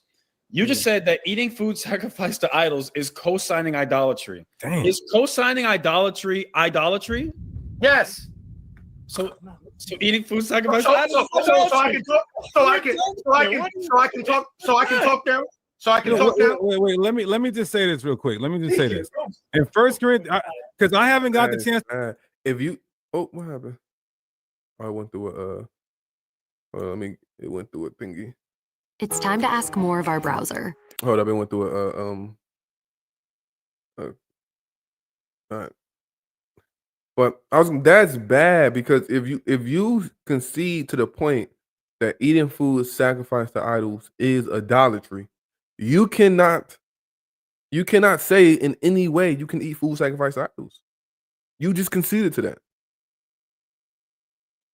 If eating food sacrificed to idols is participating in idolatry, you cannot say Paul is not teaching them to participate in idolatry, because he makes a loophole for them to eat food sacrificed to idols.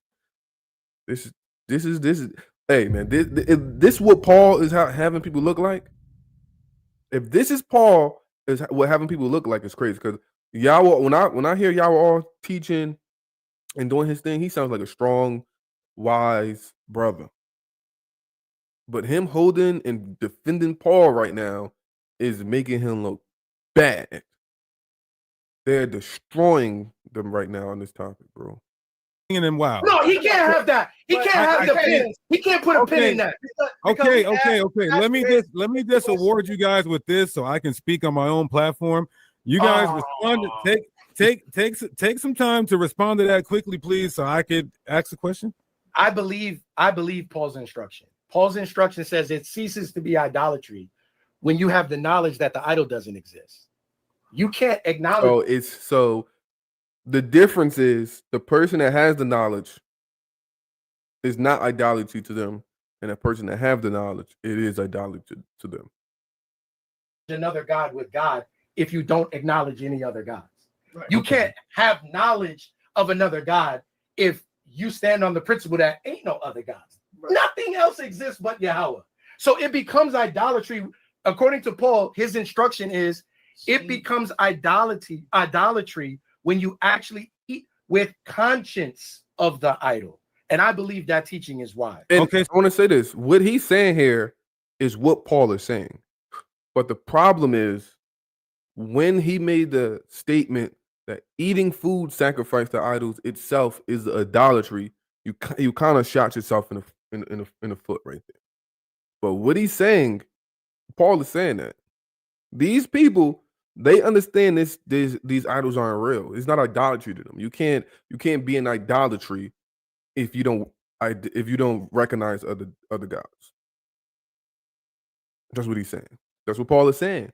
But when y'all all just said, "Yo, if you eat food sacrificed to idols, is idolatry." So I agree with that teaching. Okay, I think that is the true spirit of the law. The same way Christ came and gave spiritual understanding to certain laws, like divorce. He was like, hold on, you can't divorce for any wives. We know that in the time of Christ, they were leaving their wives for after they had babies and their bodies was different. Christ is saying that's, even though Moses allowed for that, that's not correct. I feel this is the same situation.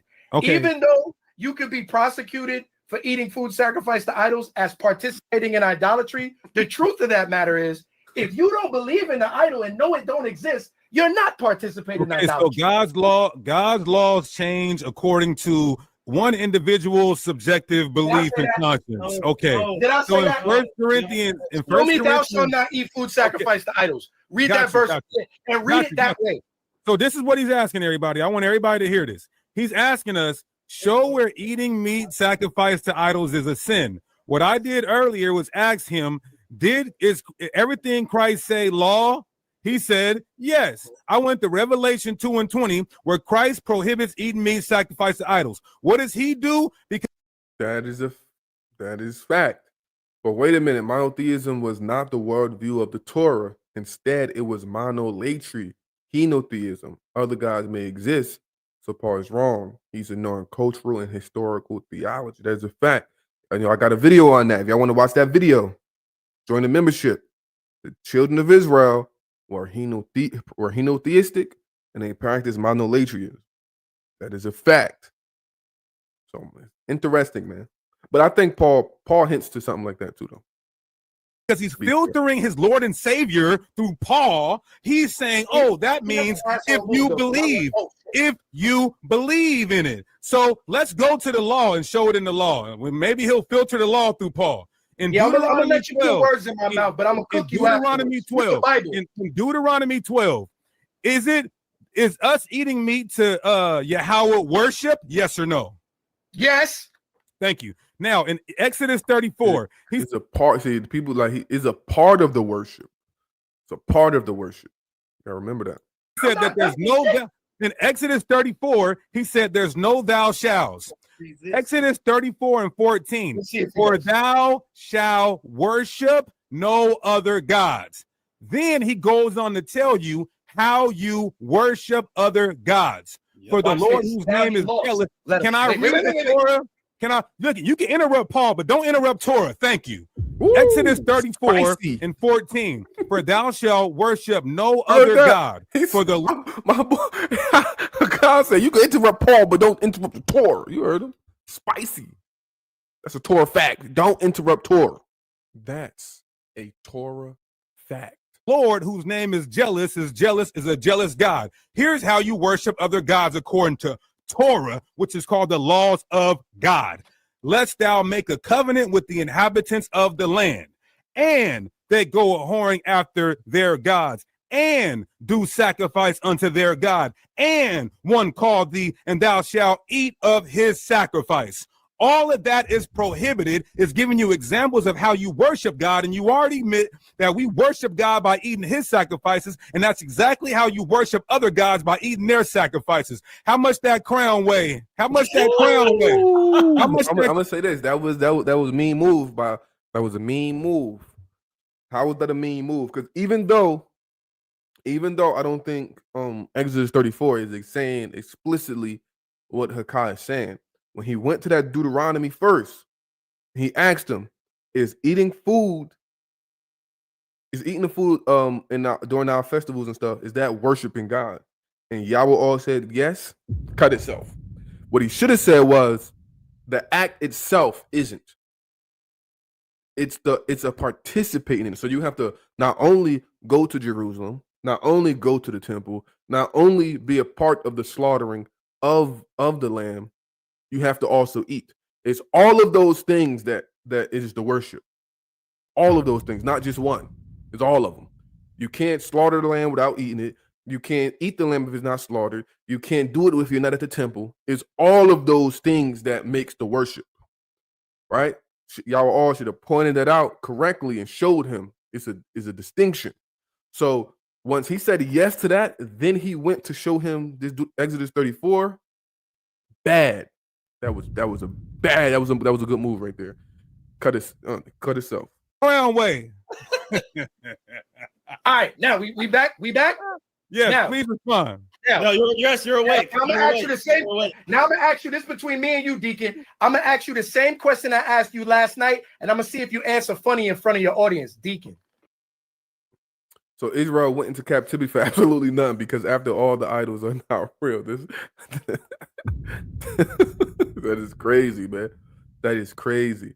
And they have to understand, like, even when Aaron in the congregation, they made that golden calf and they called it Yahweh. The representation they were making the golden calf out of was Yod Hey Wah Hey. But even though they was making the golden calf out of the true God, it's still idolatry. It's still idolatry. So those idols are made at the representation of the 70 powers that's over the nations. So we got to understand that, man. We can't play. You cannot eat no food that's sacrificed to those idols that's in representation of other gods. Can't do that, man. Once the camps re-examine the idolatry of JC, it's a wrap. We go. Man, Gates, they need to hurry up. They need to hurry up. That's hilarious. If me and you is in the Agora, make sure y'all hit that like button. Make sure you hit that like button. If you're not subscribed to the channel, subscribe to the channel. We're live every night at 9:30 Eastern Standard Time for Torah After Dark. If you don't have my new book, The Image Still Stands. If you don't have my new book, The Image Still Stands, make sure you go grab this on Amazon and Kindle. Make sure you go grab that. Go into the chapter, the statue of Daniel 2, and shows you guys how the statue still stands and how it still impacts the world today. So if you love history and prophecy, go grab that book on Kindle and Amazon. All praise to the Most High. if me and you is in the Agora, and there's a lamb hanging up in the shambles, and it's dedicated to Dionysus, and I look at you and you look at me and I buy that, and we go back to the via, and I eat that lamb. Did I eat that lamb to give veneration or acknowledgement to an idol? Or to me, is that Yahweh's food? You gave veneration to an idol. I ain't asking you. You ate. You did what was prohibited. That's what I said last night. No. Answer like you answered yesterday. Let me answer. Did I eat Yahweh's food? Yes or not? Let me answer that. For one, he did not address. That's not Yahweh's food. I knew it. I got his ass. Go ahead. Listen. Oh, are they saying Hassad and Deacon are disagreeing with this? One thing you did not do is address the law of Moses that you asked for. Number two, I told you that you would be committing a sin. Did I tell you that? Yes or no? No, you said you would be eating. The answer you gave to that specific question with a period at the end was you would be eating Yahweh's food. No, and then I asked you a follow-up. No. I said, according to you, I understand your position, which I disagree with. You say that you're eating Yahweh's food. Why would I ever? Why would I ever? Why would I ever? Even if Yahweh, even if you didn't believe in that God, you're committing a sin. Why? Because it's prohibited. Period. I understand your position. I totally understand you. Can you address the law though? Yeah, I am. The reason I'm asking you that question is, did I eat something that belongs to Dionysus, or did I eat Yahweh's food? And your answer was you ate Yahweh's food. I said, how did I sin? And then you didn't take that question and you continued to talk to me and you went into second Esdras. I totally remember. I'm telling you right now, this isn't about no crowd. The Bible is clear. It's prohibited. It's what he saying? Is he saying Deacon gave a different answer privately? Now he's saying something different in front of the public, calling out Deacon's integrity. What's going on here? What's going on here? What's going on here? And so I asked you, according to Strong's G 234, it's still polluted meat. When does the meat become unpolluted? And if that's the case, if it become unpolluted, then why didn't the apostles in Acts 15 say, hey, don't tell them not to eat food sacrificed to idols. Tell them to eat food sacrificed to idols just to pray over it. The point is in Exodus. Read Exodus 34:15. Read it for me. Look, I'm going to read it because you have it on the screen. Lest thou make a covenant with the inhabitants of the land, and they go a-whoring after their gods, and do sacrifice unto their gods. And one call thee, and thou eat of his sacrifice. What did Paul say if somebody call you to eat a sacrifice? What do you have to do? You got to, if someone calls you to eat of that sacrifice, what did Paul say? Can you eat? Don't eat that. Paul said, don't eat. If they say you eat, if they say, he wasn't sure with that question when Joel asked him that. He wasn't sure. He wasn't sure about that. He was shaky to answer that question. But look, when it comes to Exodus 34, Sons of Thunder are correct about this right here. They're absolutely correct. Because it's a sin? Did he say because it's a sin? That's why you can't eat. You can't sin, Ox. So you're done. Nope. Go ahead. You guys refuse to let the point be made coherently. Go ahead. Finish your point. Go ahead. The coherent point. I believe Paul's instruction. I think he's wiser than you on this topic, and I concede to his wisdom, not yours. It is a sin if, in principle, you eat it after the manner of the sin. The manner of the sin is word. He was looking for help too. He's like, answer for me. You asked me, but answer because I'm not really sure. I don't want to say the wrong thing. He was jammed up. He was definitely jammed up. Pouring after that God. Acknowledge. You can't put nobody on the spot and ask him a question like that. Like he wasn't sure. He didn't want to say the wrong thing. He was like you can't, like, yeah. It's all right though. That's why. Acknowledging that God, giving credence and significance to that God. I agree with the law. I agree with Paul saying don't eat if it's in that sense. But I also accept Paul's further wisdom, which he said he got through the liberty that comes to him through Christ, and James repeated it. I agree with Paul's analysis that if you are strong enough in the faith. The question that Deacon and Hassad are not asking is, what's the liberty? What is the liberty? If you make him say the liberty is I can eat that food sacrificed to idols, boom. They gotta ask him, what's the liberty? You keep saying you get this liberty through this knowledge. What is the liberty? Make him say what the liberty is. Where there is no God in your radar. Yeah, to be fair, he already said it before. He already said it, but they gotta. He's saying it right now. They gotta ask him, make him say what's the liberty. And you give no acknowledgement to these gods, no significance to them. You can eat because you're not eating something sacrificed to idols in principle. But you're aware though. You made sure to talk over that. Still aware. Very last part. Listen, which was gonna put the nigga, look at me, nigga. I'm trying to talk to you and you talking over me. Remember, you didn't want me to talk over the Torah? Interrupt not a man in the midst of his speech. Do you believe that? Brother. Go ahead. I love you, brother. Go ahead. No, I'm cut. I slapped his hand. But look, if I eat food sacrificed to an idol in principle, but while I'm eating it, I'm pissing on their statue, I give a damn about that idol. Am I committing idolatry while eating? No, I'm giving glory to the one true living God. And this is what a loophole again, because like I said, they should yield the point. Okay, it's not idolatry. You're not worshiping a God. You're not venerating a God. You're not doing all that. You're not participating in the ritual. You're not doing none of that. You're not making a covenant with the people. You're not tying yourself to that people. You just somewhere over here eating food that you believe is the Most High God's. They should ask him, okay, put idolatry to the side. Is that meat you're eating defiled? Is the meat you're eating defiled? They're going to say yes. They have to say yes. It's defiled. It has been sacrificed to an idol. It's defiled. Is it lawful to eat defiled meat? Is it lawful to eat defiled meat? They have to say no. It's not lawful to eat food that's defiled. So you would say, is Paul teaching people to eat defiled meat? They're going to say, well, Paul also teaches if you pray over it and you eat it with thanks, then it's not defiled.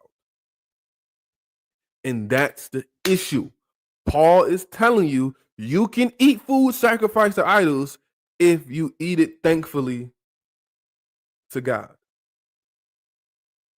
And if you don't see an issue with that, then I don't know what to tell you. But they should, if I was Genesis, I would say, no, we're not even going to talk about idolatry. Because I do understand Paul is not teaching them purposefully to go after other gods. He's not teaching them to go after other gods. But he is teaching them to eat food that was sacrificed to other gods. Let's just, for the argument's sake, put to the side the word idolatry. Is the food defiled? Has the food been made unclean? And that's a clear cut right there. You win. You win this argument just like that. Now you would have to justify Paul's doctrine of saying if I pray over it, it's no longer defiled. This is his food. F your idol. Matter of fact, I'll break it with a hammer first chance I get. But if I'm eating, this is the question: would Jesus eat food sacrificed to idols? Sons of Thunder will have consequences for teaching this BS. And to be fair, Jesus, JC, he does not teach you can eat food sacrificed to idols at all. like, damn, you know, I feel a little weird here. This is Dionysus's cup. And in the verse that he read in the law, I made covenant with the Moabite. Yeah, I'm not doing that. So Paul gives you all both of that, sides. all of that is worshiping the God. That's why I asked you. So is a nigga worshiping Yahweh if he come to Passover and if he don't come to Passover? Yeah, worship is divine service. So thank you. Am I doing divine service? You are doing service because that's what God. Listen, that's what God. That's why it says it's polluted. And I'm going to keep saying this. The apostles in Acts 15 says it's polluted. It doesn't stop being polluted. So the ultimate, I have offering re-sacrifice food to the Most High. That's hilarious. That's exactly what it is. You're offering a defiled thing to the Most High. That is against the law. You can't put no defiled sacrifice on a temple, on an altar. That is crazy. Man, it's easier on this side. The Torah makes the most sense. It makes life easier. That new test of men is confusion and delusion. Daniel didn't eat defiled foods. They refused. That is a fact. You don't eat no defiled foods, man. And this is what Paul is telling you. If that's the case, Daniel should have just said, you know what? Give me the king's meat. Give me the king's wine. It's all defiled. I'm going to go over here and pray to the Most High about it. Daniel was praying 3 times a day and still didn't eat the defiled meat. Come on, man. I have no ultimate hypothetical, Yahweh. I have no ultimate hypothetical for this question. Exodus 22:20, he that sacrifices unto any god, where is it? Verse 20 shall utterly be destroyed. You agree with the text? Yes. Okay. So this nigga sacrifices. Says that, and I'm placing. I don't know the scripture verbatim, right there, but I believe you. I believe. Okay, so a guy sacrifices unto another god, and they pull him away and kill him, but you get to eat the meat when they drag the nigga away and kill him. Nah, because you're there. Oh my god. No, nobody's there. They drug him away. The meat's on the altar. You can eat it. If I'm predisposed to eating, like I'm hungry, come on, Joel. I'll eat that meat. I don't give a damn. My that ain't no such thing. Eat that meat. Pause. Eat that meat is pause. But come on, bro. Come on, Yahweh. Oh man, Yahweh is an intelligent brother, man. This is crazy. The mental gymnastics he's doing to stand by Paul, bro. This is crazy. And I've heard my Christian homie explain this way better, to a point that it like he explained it way better. Yahweh all was doing. Come on, Yahweh all. Oh my god. This is sad, man. We above that. We above that. Yeah, we above that. But it's just crazy that they're dragging this nigga off to go get stoned, and then you get the. Is that nigga eating with sicknesses of the idol? Eat his meat to sacrifice. Eat the meat that's left behind. It's crazy. Did he do the sacrifice? What do you mean? Yes, he did. He acting like I'm looking for. He act like I'm looking for it. Like, damn, I can't wait to eat that.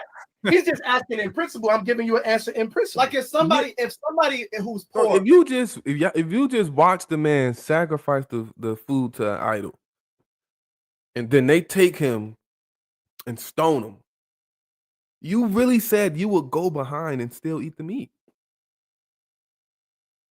Like, this is what Paul is taking. This is what Paul is bringing him to, bro. This is what Paul is doing, bro. This is crazy.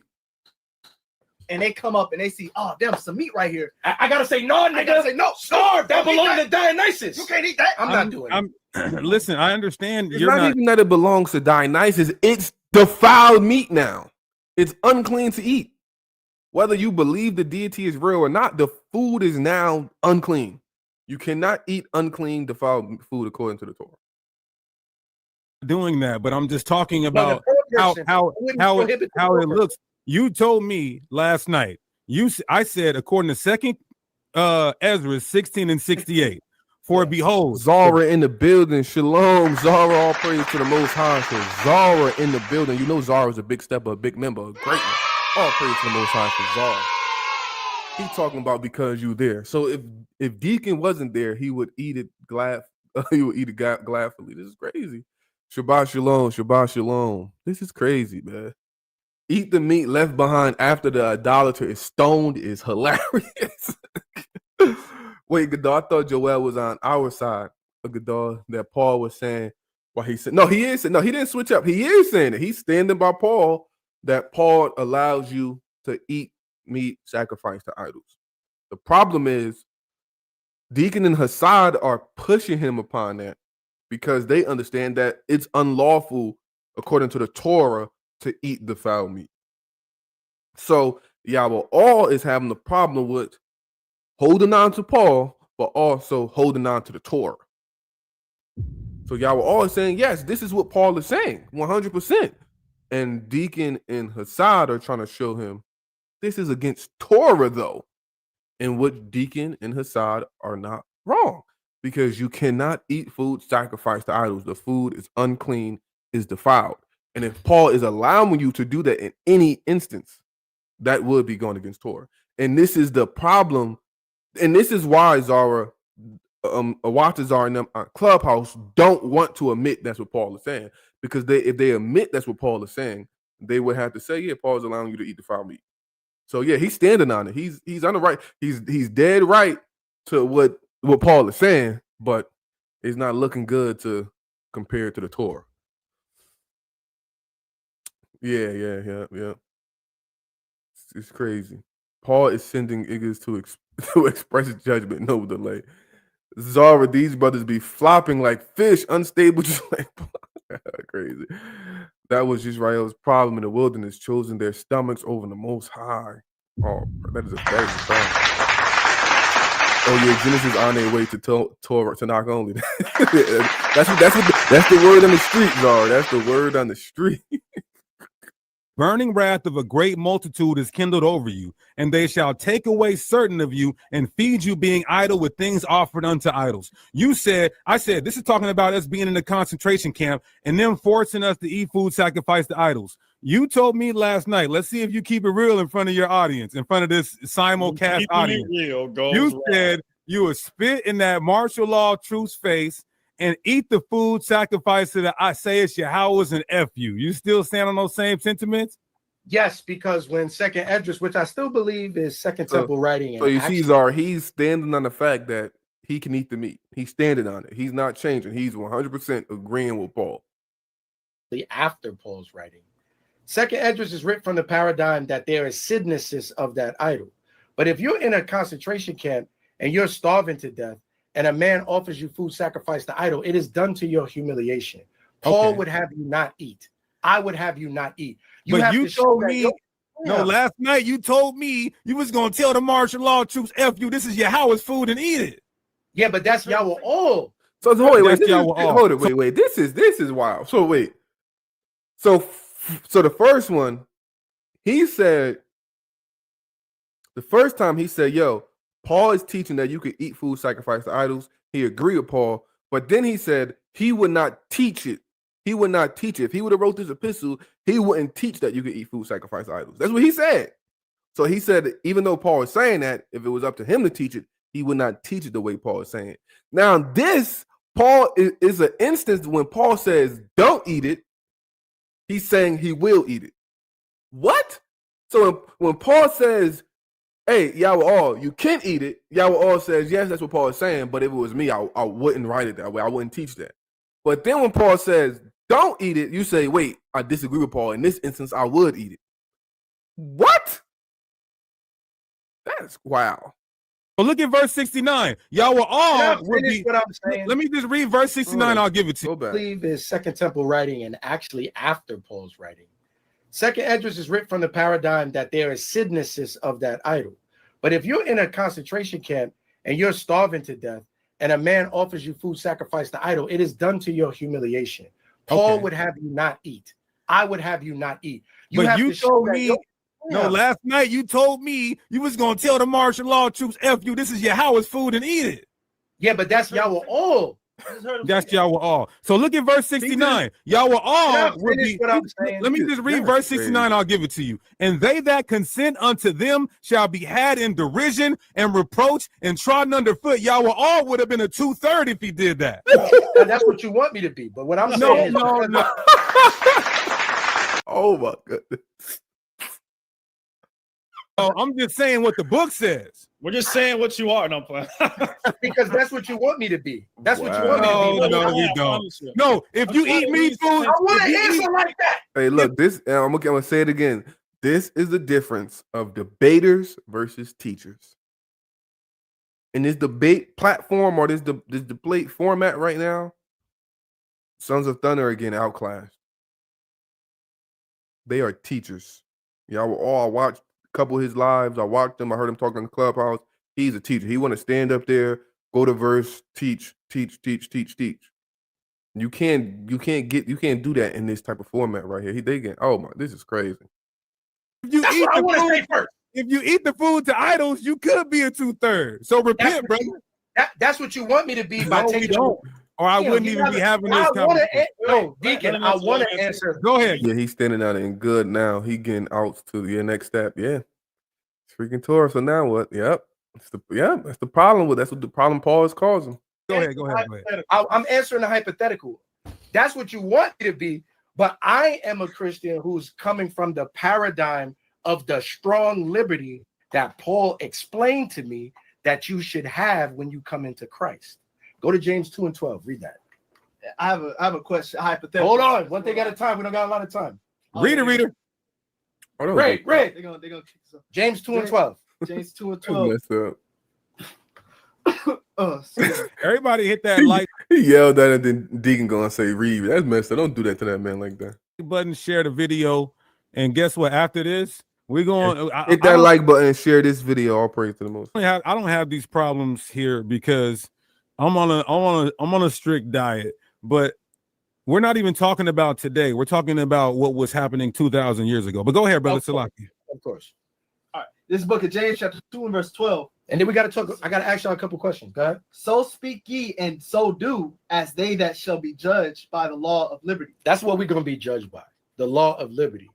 The law of liberty is explained that through the Spirit of Christ, I have grace for things that there was no supplication via the law of Moses. There were many laws that were contrary to me, and Christ's sacrifice and his great service to us as fellow Israelites and co-heirs nails those things that are contrary to me to the cross. So you one of those things that would be contrary is starvation via ceremonial uncleanness through the pollution of food dedicated to idols. But Paul brought me great comfort with his wisdom by letting me know that when you are strong enough to know that idols don't exist at all, you can eat because you're not eating something sacrificed to idols. You're actually eating Yahweh's food. Give thanks for that and be grateful. I believe that teaching. So I think that's wise counsel. I think y'all's approach is extreme, but if you guys was around, I would also submit to Paul and not eat for your sake. So yeah, at least y'all were all he's standing out what Paul is saying. And in this conversation, in 1 Corinthians 8 and 10, y'all all will be the strong, and Hassad and Deacon will be the weak. Hassad is Deacon is saying, yo, that you can't do that. You can't eat this stuff. That's unlawful. You can't do that. You can't do that. It goes against Torah. Hassad is the one that says, look, I got the wisdom that Paul gave, that JC gave. This stuff is good. I can eat it. But for your sake, Deacon and Hassad, if y'all was around, I wouldn't eat it. So he's practicing what Paul is teaching. And for you Israelites that's been arguing with us on Clubhouse the past 4 days, talking about Paul is not saying that, y'all need to take some notes out of y'all all book and just submit to Paul or take some notes out of Deacon and Hassad and drop Paul. Or rebuke Paul for this. Pick a side. Don't be in the middle trying to act like Paul is not teaching what he's teaching, bro. I don't respect it. I got the prohibition, and I'm I talking got to the y'all liberty, right there. You, and I know how to hold apply up, hold them up. both. So you That's don't. I'm talking to you right there, Awatazar, because I know you're looking at this. Awatazar. Hey, somebody clip this and send this to Awatazar. I'm talking to you right there, Awatazar. Stop lying on Paul. Submit to your Christian Testament book, or drop Paul. Pick one, but don't act like Paul is not saying what he's saying. Awatazar and Panah, both of y'all, man. Sick of y'all. Nah, yeah. Feel like you're double talking though. You don't feel like you're double talking because No. earlier, and I'm saying this. Listen, I'm gonna keep my vocal clip that and send decimal that to to them, 3 too. right here. I'm simply asking in meekness. Tiger Woods built his career on. We gotta add. Let's get this ad out the way. All right, let's bring it back.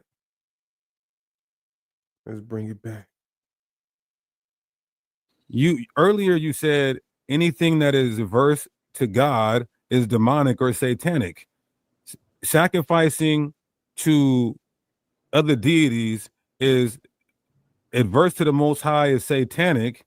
And you earlier you said that, so if it's averse and satanic, that means these are sacrifices to something that's just more than that lifeless idol, right? no, because nothing exists. The idol is just gold, silver, or wood. I'm not talking about the statue. I'm saying Demons. you said that Facts. everything that's done adverse to God is from the demonic realm. So how is these entities not involved with those actual sacrifices, even to those lifeless idols?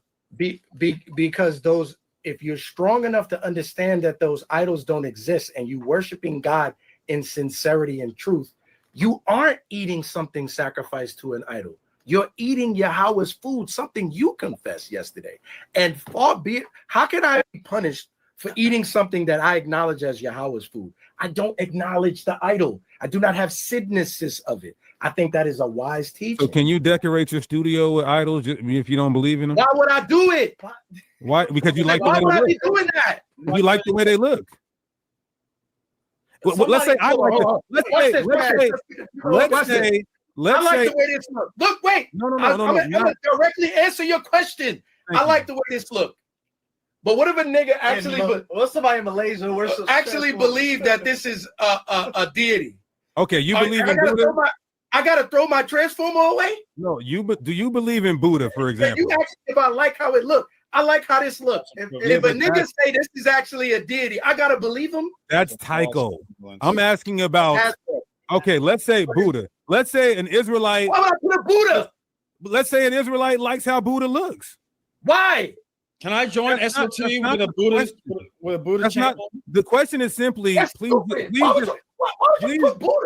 please just answer. If an idol is nothing, can a brother decorate his house with idols because he likes the way they look? Yes or no? No. Why? Because it's an idol and he's acknowledging it as that. No, he's not. He just likes the way it looks. So you telling me it's a nigga in the world that like a fat Buddha statue that has no other purpose? That was just one example. No food. No, listen. See, this is the problem. You can't hold the idea that, oh, this idol means nothing, so I can eat food sacrificed to it because it means nothing. But if he says, okay, this idol means nothing, can you just use it as decoration in your house? You have to be consistent. You gotta say, yeah, that idol means nothing. I give no power to that God. If I want to hang it on my wall, I can hang it on my wall. Be consistent. You gotta be consistent. Oh man. I'm gonna say it again. This is the difference between debaters and teachers. A statue graven for the sole Come on, purpose, gang.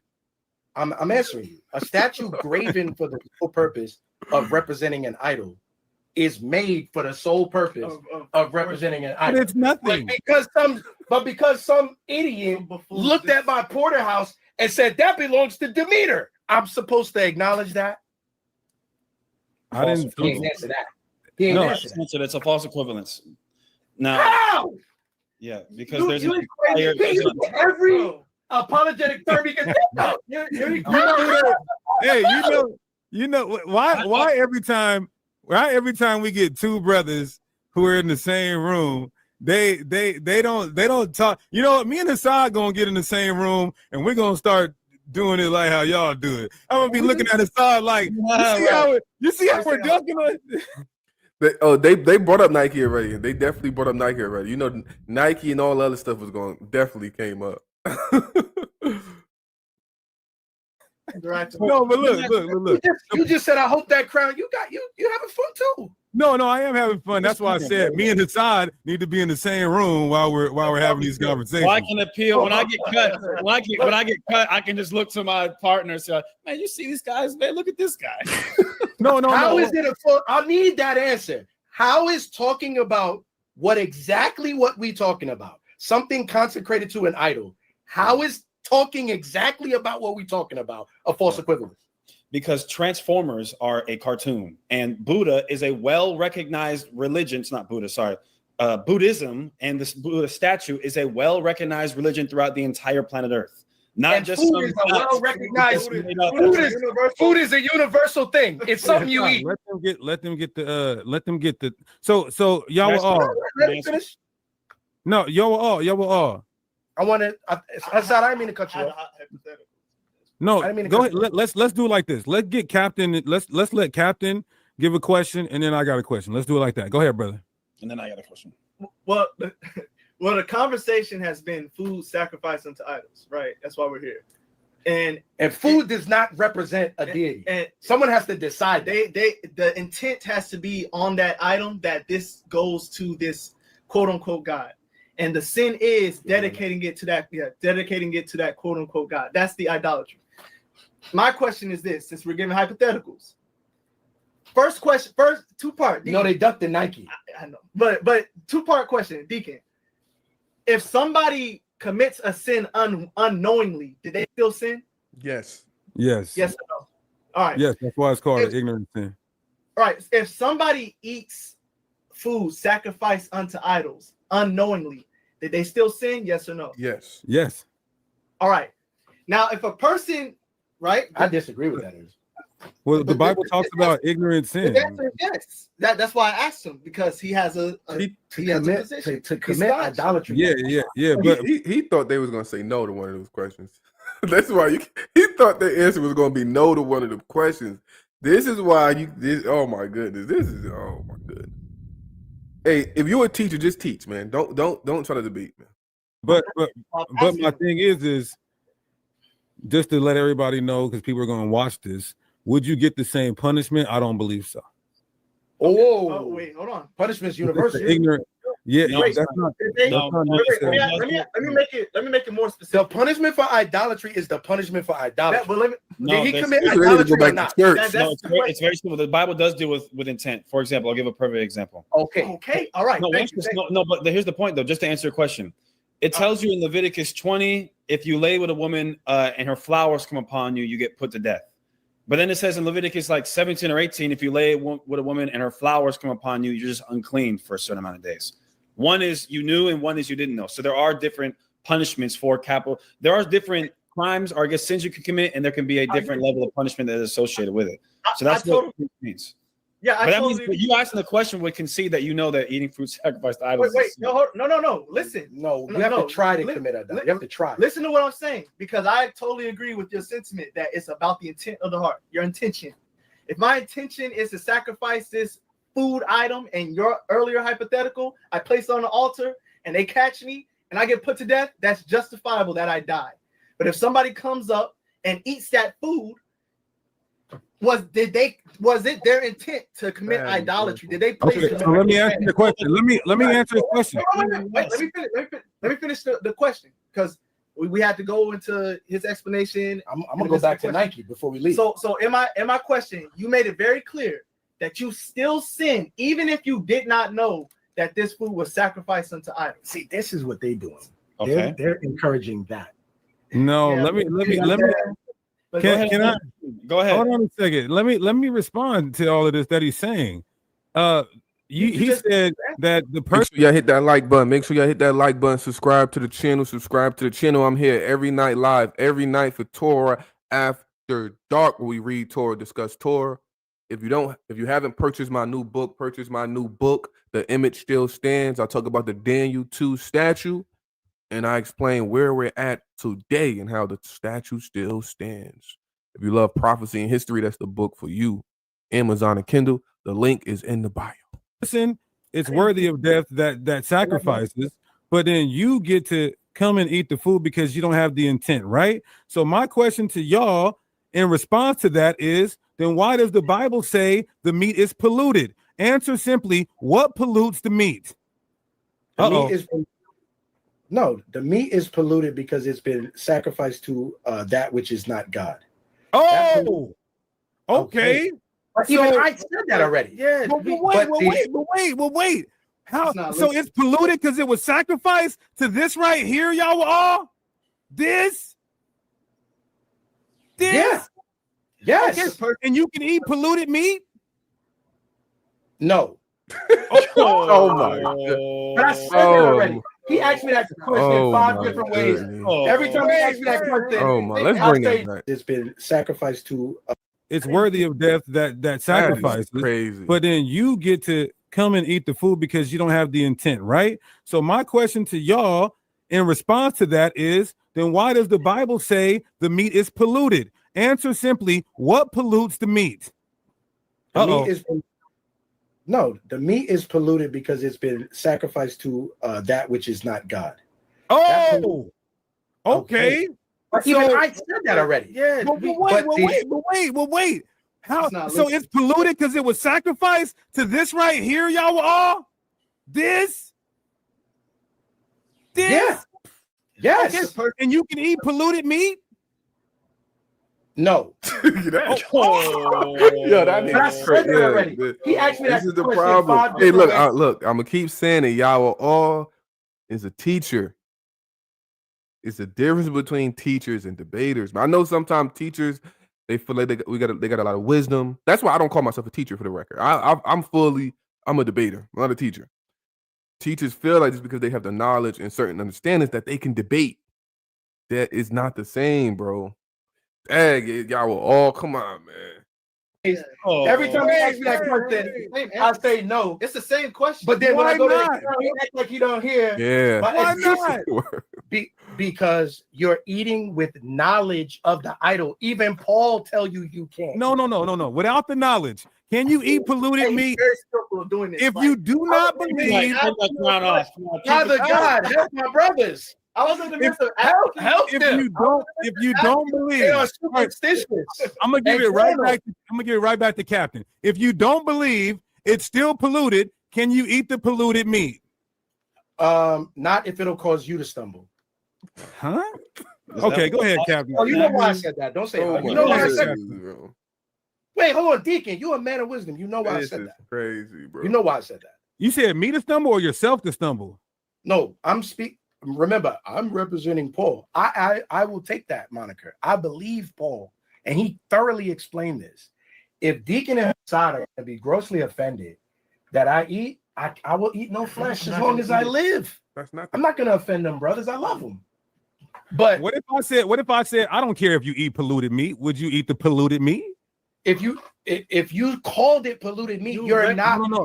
Not that I called it. No, not that I called it. All right, let's say I'm not even there. You knew it was sacrificed to an idol. Nobody's there. You know it's polluted. You can eat it. Nobody there. To me, it's not sacrificed to nothing. A nigga was goofy and did a damn seance and embarrassed himself. That's why I think as long as it's clean. Bro, and this is what Paul does. Like the confusion that's being when you see that little camera of the Sons of Thunder Israelite, if you put this on mute and you just look at them, it just looks like confusion. They just look like confused. This is wow. The hypothetical question is it's not low hanging fruit because but they suffer from their own paradigm. It's not a hypothetical. Look at the word pollution. So I asked you, what pollutes the meat? You said when it's sacrificed to an idol. So if you know that anything, like what could pollute this glass? That's not our. Yeah, because Deacon is a debater. Even though he ain't do too good in our debate, when I destroyed them, had to cut him up in our debate. But Deacon is a debater. When you're a debater, you know how to pose certain questions setups. Like you could ask a question right here, but that question is for the next 3 questions. So you got to throw a jab, body, right hook. That's how you ask questions when you're a debater. You don't just ask a question just for a jab. You ask this question to set up this question to set up the knockout punch. So Deacon is a debater. He has I wouldn't even. It's not crafty. It is crafty, but I wouldn't say it's ill intentions. It's debates. When you're debating, you have to have setup questions, rebuttals. You have to know how to do this stuff.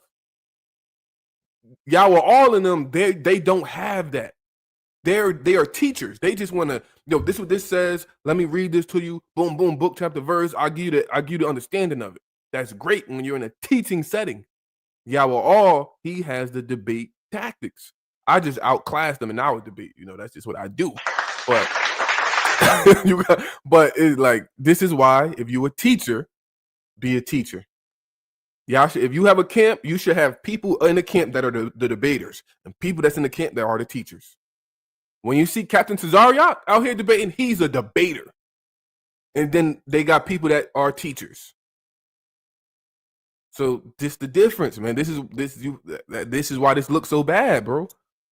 This is why this looks so bad. Claude. Asking you something. That's not the topic. The I'm topic asking you something. You said that. See, he don't take questions because he's gonna get in the pickle, man. Can you eat a pickle, sucker? No, you're already in the you're dill pickle right now. That's you're your opinion. I right really feel like I'm moonwalking on you. Yo, no, you're relish right now. You're not even you're relish. I'm gonna ask you something. What would pollute this item? It's like battle rap versus song makers. Battle rappers, they prepare for freestyle, rebuttal. They can look up, see something, think of something. They witty and quick with it. They setting up stuff. They set up 3-bar schemes, 4-bar schemes. Some even go as far as 10-bar schemes. They setting up stuff.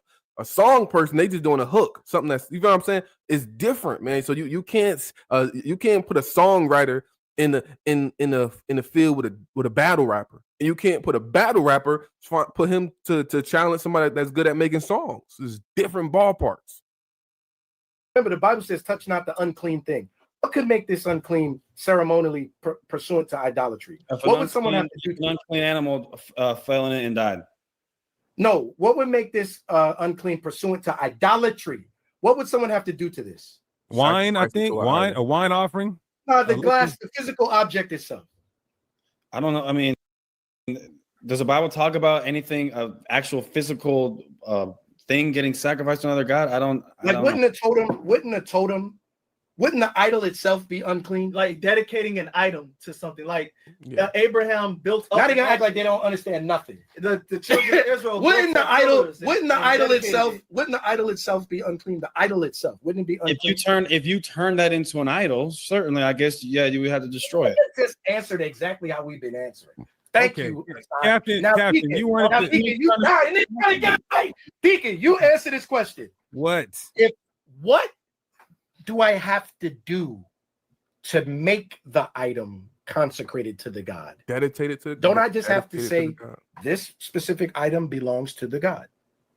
You dedicated. You make an oath. No, you'd have to worship it. You'd have to venerate it. There's a whole laundry list of things. Okay. The person who made Nike dedicated his clothing brand to the goddess of victory and believes that he would have great success. Guess what? And you wear Nike? I'll listen. If you can prove that, I'm asking. It don't matter if I can prove it. If that was true, could you wear Nike? If it was true that the origins of Nike was rooted in that, then I would say don't wear Nike. Thank you. Okay. Now the Phantom Rolls Royce. I'm not looking for. Joey. Oh, hold up. For meeting for. Hyper grace, like Crystal.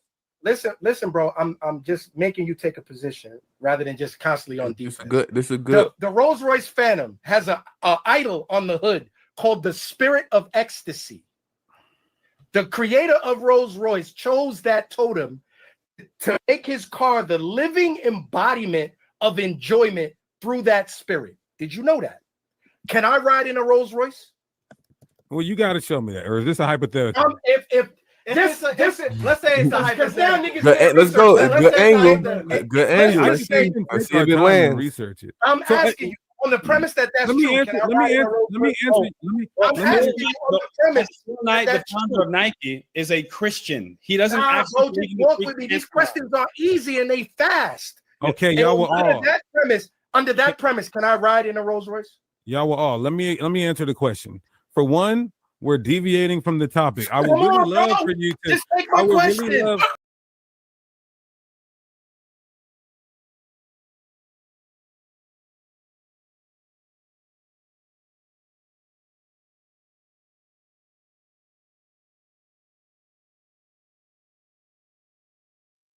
Hold up. I started laughing. I started laughing so bad I knocked myself out. I knocked myself out the stream. Hold on. Let's bring this back. My bad, y'all. I knocked myself out the stream. I started laughing. I started laughing. But hold on, let's bring this back. Let's bring this back. Let's bring this back. Take my question. Really love. Let me get 30 seconds. I would really I, love. the reason why I laugh so hard, right? The reason why I laugh, because this dude Deacon is so crafty, bro. The reason he like this dude, he gonna wiggle his way out of not answering the question. I done knocked myself out this live. My bad. Oh my god! But when you a debater, you're gonna catch that. You're gonna catch when they be trying to wiggle their way out of questions. So let's see if he allow him to wiggle his way out of answering this question. Let's see. Let me answer. Phil Knight, the founder of Nike, is a Christian. He doesn't actually bro, just walk with me. These questions are easy and they fast. Okay, y'all were all. Under that premise, can I ride in a Rolls Royce? Y'all were all. Let me answer the question. For one, we're deviating from the topic. I would really love for you to. Just take my question. Really love. Let me get 30 seconds. I would really love for you to stick to the topic, please. We talk about things dedicated to idols. No, we're talking about meat sacrifice to idols and not a Rolls Royce. We're talking about something from 2,000 years ago. Only meat sacrifice to idols is bad. You brought up idols. We're in. Can we answer this question, right? So he's gonna answer my question. Deacon is better than this. Deacon, can I ride in a Rolls Royce under that pretense? Under the pretense that there's an idol on the hood? Yes. Have you ate the meat? Is that how you worship that idol, by riding around in it? Now it comes down to how do you worship? What is your intent? Prove it. Everybody, thank you very much. Real quick. I want to say one thing. Are you asking that question? You conceded the whole thing. Not trying to answer that question. Wait. Let me just say one thing. Before they matter. I never said that. Let me explain. When I read Ezekiel 34, it tells us how you worship those other gods, and one of them was eating meat sacrificed to idols, not riding around on four wheels, bro. Yeah, exactly. So now, for example, the car is the living embodiment. Do y'all see the shuffle? This is a tactic, bro. This is how debaters get out of a question. He's pulling the tactic. He's doing this purposely. He's not going to answer that question. Let me throw a question. Let me throw a clarifying question out here. Let me cause a little uproar, and then we could slowly get away there. They won't realize I didn't answer the question. This is this is hilarious, bro. Of the spirit of excellence. Let's see. Maybe he's still gonna hold them to it. Maybe he's not gonna let them escape. Maybe because if you ever heard me debate, I will ask the same question 20 times in a row, and I won't let you get away. I'm gonna trap you right here. So let's see if Yahweh all is gonna realize and keep pressuring them. Let's see. Yahweh all. Wait. One more time. I think what Yahweh all is saying is everything is idolatry. So let's just be idolaters. Is that what you're saying? You gotta do that. Just talk to me. It seems like that. So now it don't seem like that because I asked you something like this last night and you was cool. So now what I'm saying to you is, are you telling me people wearing Nike are committing idolatry under that pretense? The founder of Nike, Phil Knight, is a devout Christian. He's not. Look, then he got away from the question, and then he just asked him another yes and no question, and Hassad jumped in. You see it.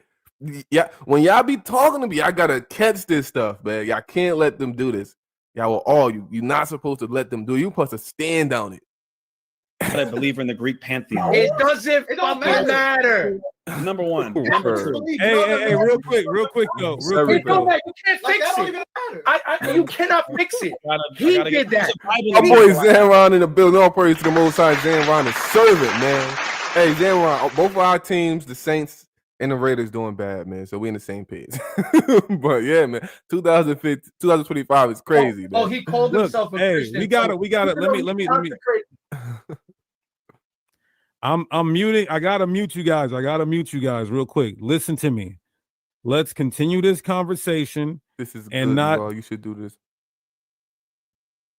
Oh yeah, right. Maybe so. I just gotta find time to do it. Take it somewhere else. You brought up Nike, Hassad. Respond to Nike. Let's get back on the content of the Bible. 1 Corinthians chapter 8. All right, so here's how we'll do it. I noticed he still didn't answer the question. that boy is good.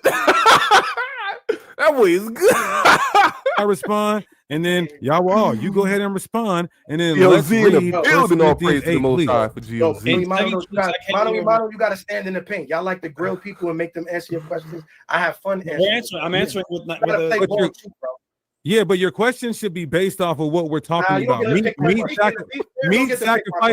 Meat sacrifice idols. That's what you agreed. You agreed to come on here and talk about this. So let's finish the conversation. Let me further answer your question, Joel. So now we're going to talk about Nike for 30 minutes. To reiterate. But to be fair, you did bring up items inside of a room. You did that. That's fine. So and to be fair, the questions that they asking are fair questions. They are fair questions. Bringing up Nike and the Rose Voice about the idols, those are fair questions. Man, them boys good. They know how to evade some questions. So again, how we see outlined in the Bible to venerate a God, to worship, to pray to eat food sacrificed to. That is directly what it talks about, and that is something that you have yet to adequately address. Number one. Number two, answered it every way you asked. In the book of 2 Kings, Jehu goes into the house of Baal, and he destroys the house of Baal. And in the Bible, it says he turned it into an outhouse, meaning like a bathroom. Does that mean everyone who uses that bathroom that originally was a part of Baal's house that is now worshiping Baal? No. So again, to say that because this item, you see how he did this, right? Because they most likely they wear Nike, and most likely, they wouldn't mind being in the Rolls Royce.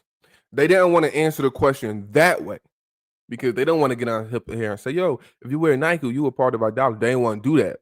So what Hassad did, he took his question, redirected it into the Bible, and talked about a bathhouse to answer his question. He's saying yes. He's saying no,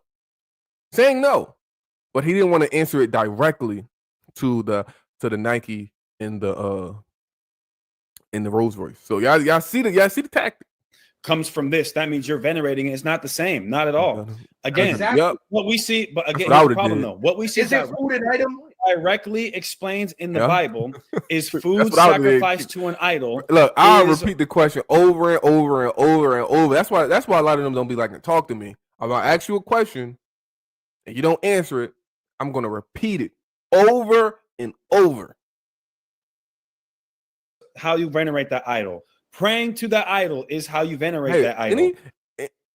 A bad question could end up a good question if that bad question stumps the person you ask it to. If they don't know how to answer it. If they don't know how to answer it, it could be a bad question. But if they don't know how to answer it, it could mess them up. You're saying that you can eat food sacrificed to idols. There's one last thing I wanted to ask. I think I wrote it down. No, wait. It's on him. Yeah, I know, man. We ain't, man. Look, I don't care about the NFL no more, man. Okay. No. Say exactly. Let it go. Nah, come on, bro. We Israelites. Hey, Hassad. No, but this exactly is getting what I said. Y'all were all.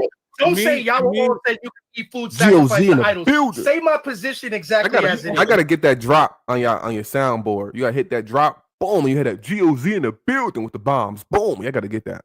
Here's your position. You do not believe that these idols are real gods. This is why you quoted 1 Corinthians when it said they sacrifice. So when can you eat? When you are a strong believer and you know that this is not even a real thing and it's not to offend anybody who's a weak believer that you're in the presence of. So in my paradigm, am I eating something sacrificed to an idol? Actually, It is still sacrificed to an idol. I didn't ask you that. I asked In you your in my paradigm.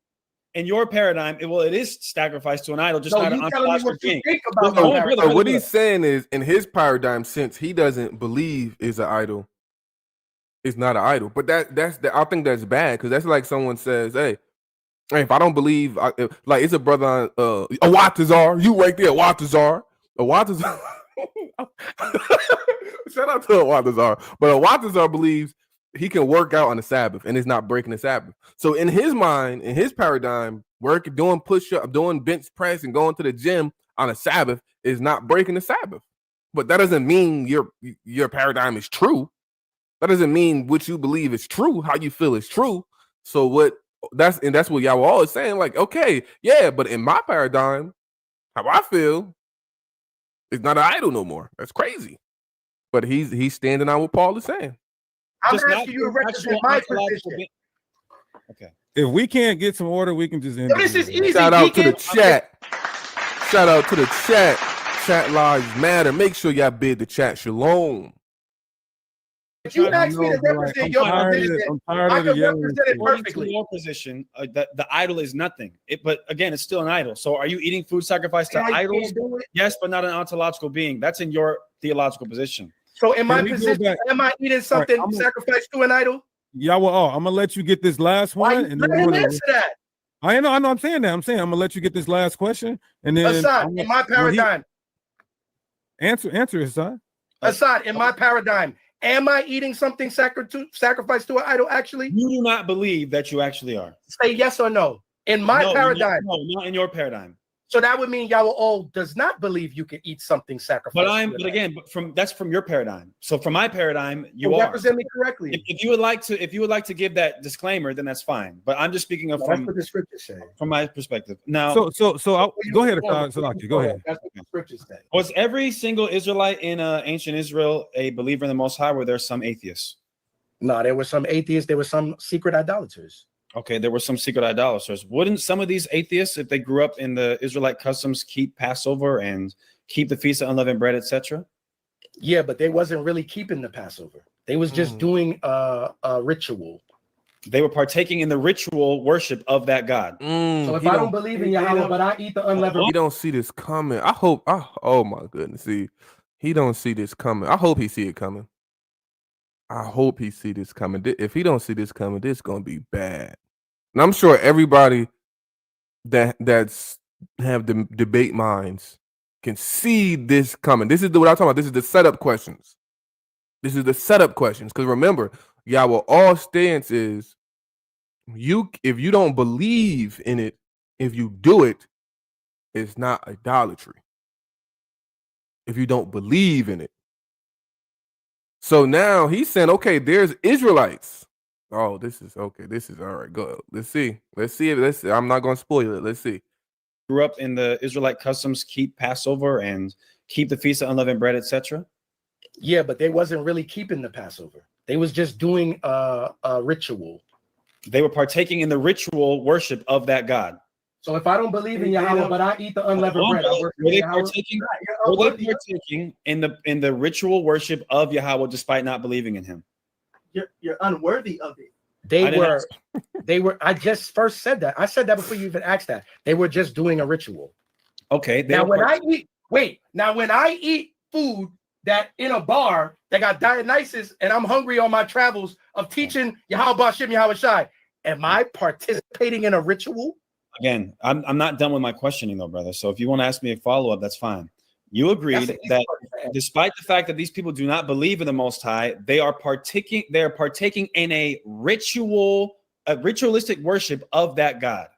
Through, for example, on Passover, how do you partake in the ritual worship of God? You eat the meat, you drink the wine as commemoration of the Exodus. Okay, so let's say what we do, but the only reason we drink the wine and eat the meat is in memorial of Christ. We don't worship as disciples of Moses. We worship as disciples of Christ. So everybody, you acknowledge that despite the fact someone doesn't believe in God on Passover, they're partaking in the ritualistic worship of said deity despite not believing in him. If there was Satan's day and there was food sacrificed to that idol, despite you not believing in that idol, if you eat that food, you by definition are participating in the ritualistic worship of that God. You just excellent. Excellent. Now you have to hold that position. So now, when somebody comes to Passover, how is it possible for them to eat unworthily? By eating it and not being a true believer. He don't like. This is what I mean, bro. You like when if you hear a certain question, you should already know where it's going. When he asked you about an atheist keeping Passover, not believing, you should already know. Okay, he's about to go here with this. He's about to go here with this. He's about to go to participate in the eating and not believing. Oh my! You should see that coming. And this is where you got to use your debate tag. A debater would have pivoted, would have caused some type of, make him react to the question, make him clarify, make him prove that there were atheists back then. Like you gotta see. This is crazy. Oh man, shout out to Gates of Zion in the building. Definitely hit that like, share, subscribe button if y'all haven't. Let's support this content and page. All praises to the Most High, and make sure y'all go subscribe to Zomron the Servant page. My boy goes live. He got a podcast, and he be out there on the corners waking up the people to Torah. All praise to the Most High.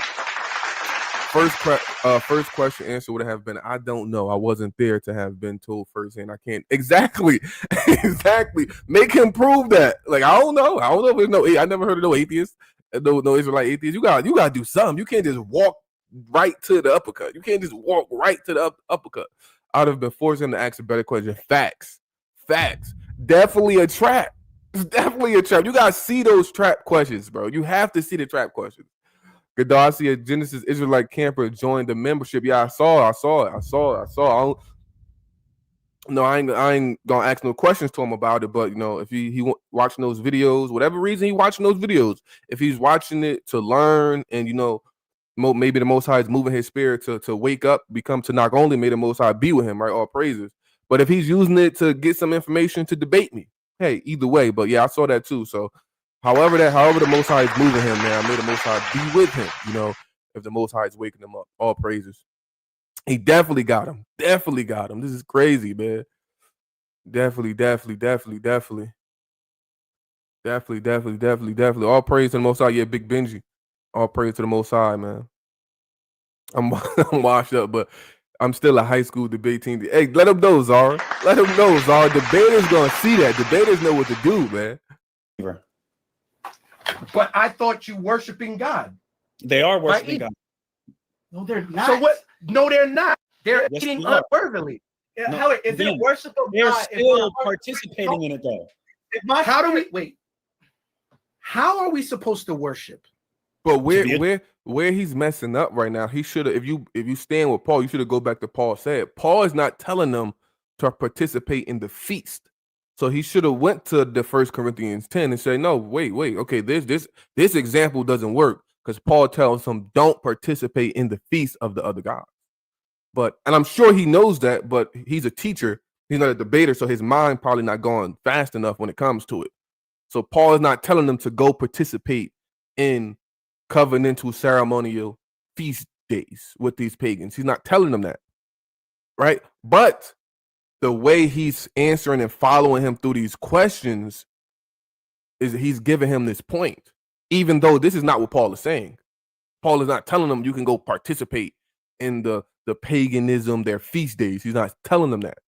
So he should have clarified, like, yo, this is a bad example. Paul is not telling them to go participate in no feast. But when you're not a debater, it's not going to go that fast. Joel doesn't know where he's at his own stance right now. He's fully under. Yep. And that can happen in debate too. You get so overwhelmed and get cut so many times. Now you're just in defense mode. You're doctrined out your mind. Yeah, because Paul, that question is not what Paul is telling them to do. And Joel knows that, but because he's lost right now in defense mode, he can't answer it appropriately. So, man. True. That's how you're supposed to. Is there any? There's no alternative. There's only one way. How are you supposed to worship God? Exactly. Supposed to. You're supposed to be a true worshiper. Hassan, take the question like we taking yours. I just did. The way you ask the question makes it look bad. How we have to spirit and in answer truth. because the fact that am I worshiping in spirit and truth if I come to your house and I see unleavened bread on the counter and I eat it? If you're a non-believer, you're participating. I don't give a damn who does it. I don't care. I don't care if it's the that's fixing your plumbing. Unleavened bread. It doesn't matter if it's. It don't matter about what matters. I ask you, is that worshiping in sincerity and truth? No, but is it still worshiping? Yes or no? Thank you. I'm satisfied. Wait. No, you're done now. Because is it worshiping? You said keep affirming my position. It's not. No, Hassan. That was silly. Hassan, you keep affirming my position. Yo, I gotta be right back. He got you. I'm gonna be right back. Oh, he got them Nikes on. Yeah, so he needed to take a break. He needed to walk, get some fresh air, take a breather, like Zara said, take a sip of water, because that question should have been easy for Joel to answer. Should have been easy. And when he rewatched this, he's gonna be like, "Dad, I should have answered that better. I should have just went to 1 Corinthians 10." Right, that question should be easy. Paul says, "Do not go to those feasts. Don't go to them. You can't sit at the table of those deities in God." He's not telling them they can go eat at the feast of these idols. So like, and I'm Tanakh only, and I know that. So why wouldn't you? Like, again, he take a break, drink some water, y'all will all come back and get because he flustered. He got them Nikes on. Where the camera at? Don't worry about it. He got them Nikes on. He's running. It's not. Be right back. Are there people who worship God not in spirit and truth? You're not worshiping God if it's not in spirit and truth. You're not doing it. Let me give you a complete answer. In order for me to truly worship God, it has to be in spirit and truth. We go to the law every time as instructors that our service of God has to be with all our strength and with all our heart. That means our full intention is in obedience to God, and our full intention is into service of God. That's the only way to worship God. Otherwise, there is no worship of God if you're not doing it the way that it's intended. How would you know if an atheist is truly worshiping God if they're keeping Passover unworthily? The point is, if he's an atheist, this is bad. This is bad because maybe, and let me know if I'm understanding this right. It sounds like they're defending the point of going to a pagan feast as long as you don't believe. So they're saying Israelite, someone can be in the midst of us at our feast days and our stuff, and they're not worshiping because they're not doing it wholeheartedly. So on the other hand, if they go to a pagan feast, you're not doing it in spirit and truth or wholeheartedly, so it wouldn't be a sin. It sounds like that's what they're saying. And if I'm misunderstanding that, let me know. But it sounds like that's what's happening right now. And that's not what Paul is saying.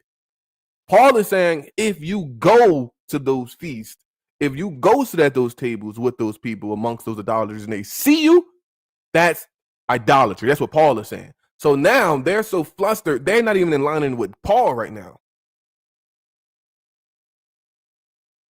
You're asking. You don't know if he's an atheist. Stop. You don't know if he's an atheist. I know what you're asking. I know what you're asking. You're asking in the context of someone who's coming to the Passover. We don't know that he's an atheist. He's staggering like a drunk. True. I don't know the hearts of men. I don't know if he's an atheist or not. God does. But if he comes to the Passover, and he's keeping the ritualistic aspects of the Passover, he's taking the Seder meal. He even goes into the feast. He stands up when we do the prayers, but he doesn't believe in the God that we're praying to. He did not keep the Passover. He did not worship God. So again, he's saying that because they're trying to see if when you do it to a pagan, is that worship? This is a bad, even if they're not meaning to say that, this is what it sounds like. This is bad, bro. This is bad, bro. If you come to Passover and you eat the lamb and you drink the wine, you eat the unleavened bread, and you come to Jerusalem, you keeping Passover. You keeping Passover. What are you talking about? If you go to a pagan temple and you eat and you participate, that is worship. It don't matter if it's in your heart and you don't believe. That is worship. Like, what do we? This is bad, man. They flustered, bro. They are flustered right now. This is bad, bro. He done left this dude by himself on an island. The ritual is the ritualistic worship of what? He left Young Buck to defend himself. This is bad, man. This is bad. A debater would have stolen the angle of the question and went on a separate question. Exactly. If you a debater and you know you stuck, you got to figure a way out of it. And debaters, they're gonna think. That's how y'all saw what Deacon and Hassan did. We got all the way over here. They ain't answer that question. And then when Hassan did address the question, he totally flipped it on his head and made it the question he wanted to answer.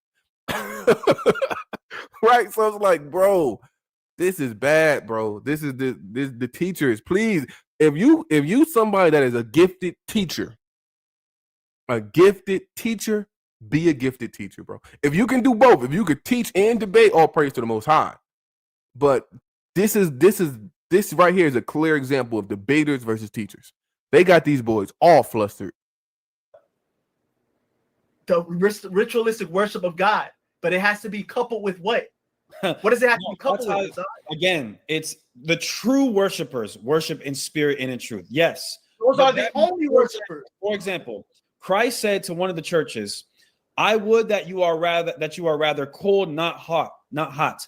But since you are lukewarm, I will spew you out of my mouth." That means there can be kind of sort of people who are neither cold nor hot. They're in the middle. Yet and still, their worship is a form of worship. It's not the one that God desires, but it's still a form nonetheless.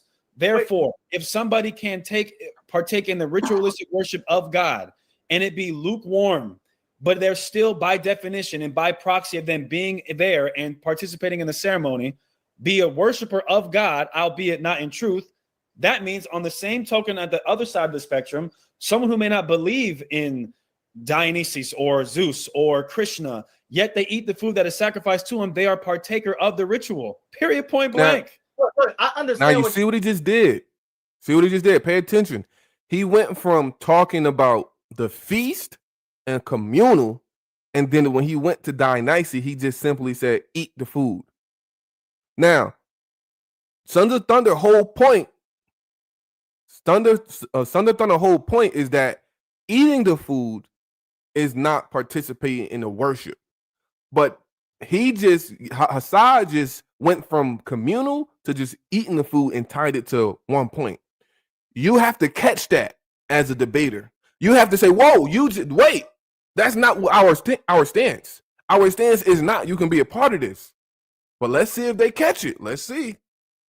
Just saying, but Hassad, you're speaking as if the metric for being lukewarm is I don't believe in God, but I come and I be with the Hebrew Israelites who believe in God when they worship God. That's not even specified. The point is, wait, hold on. Let me say go ahead. And then I'm here you go. Let's see how long it's gonna take him to come back. That boy, he needed a break. The point is the intention of a man is what's being judged.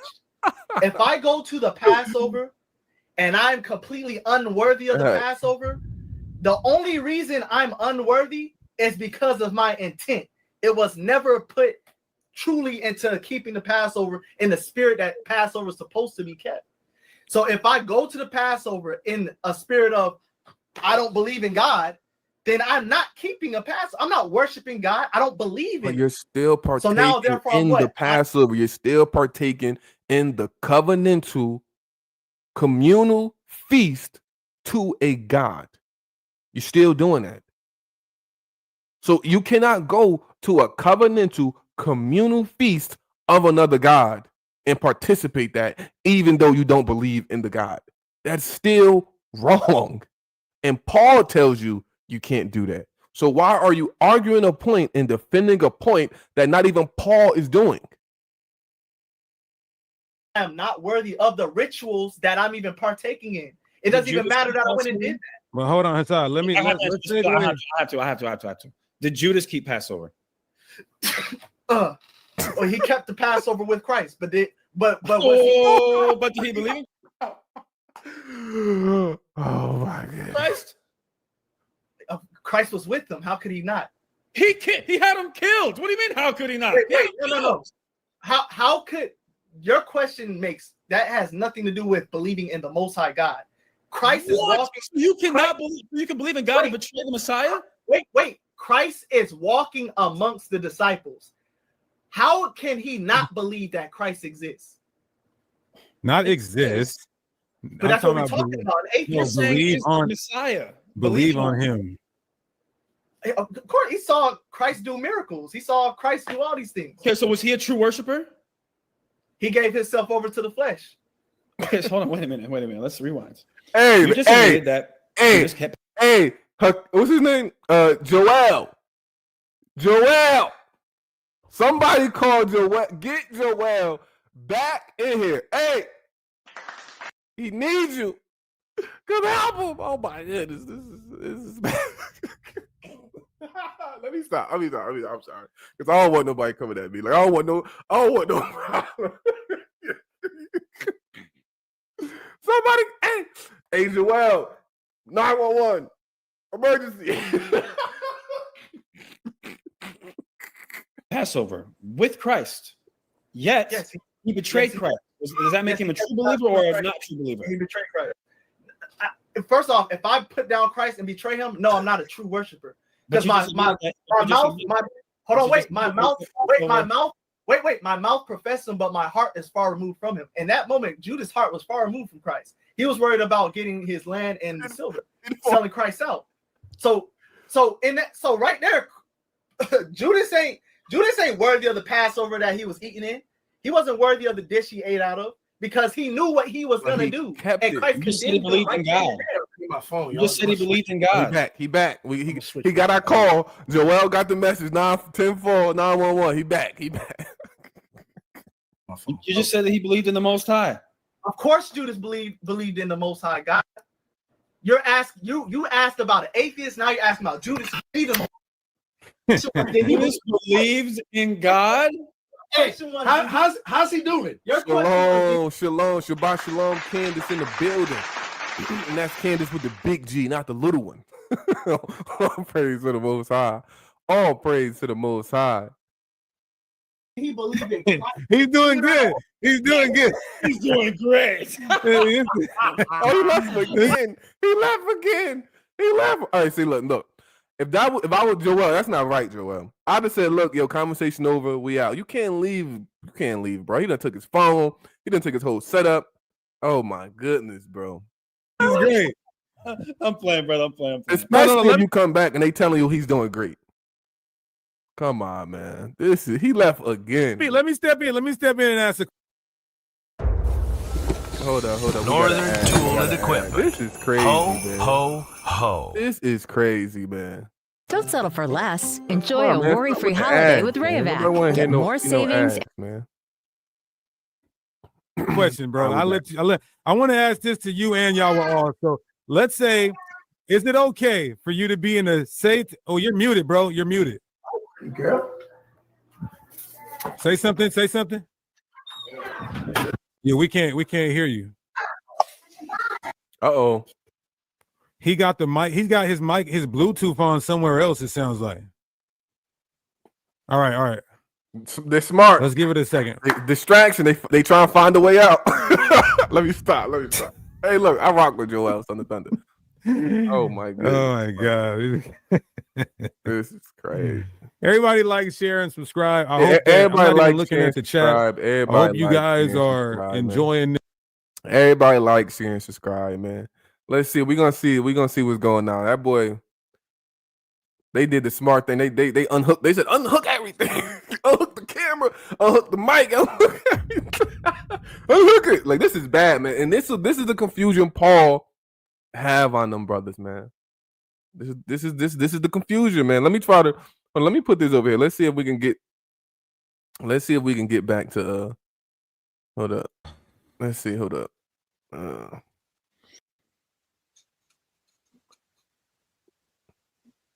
They just disconnected everything. Okay, you told Jeremiah.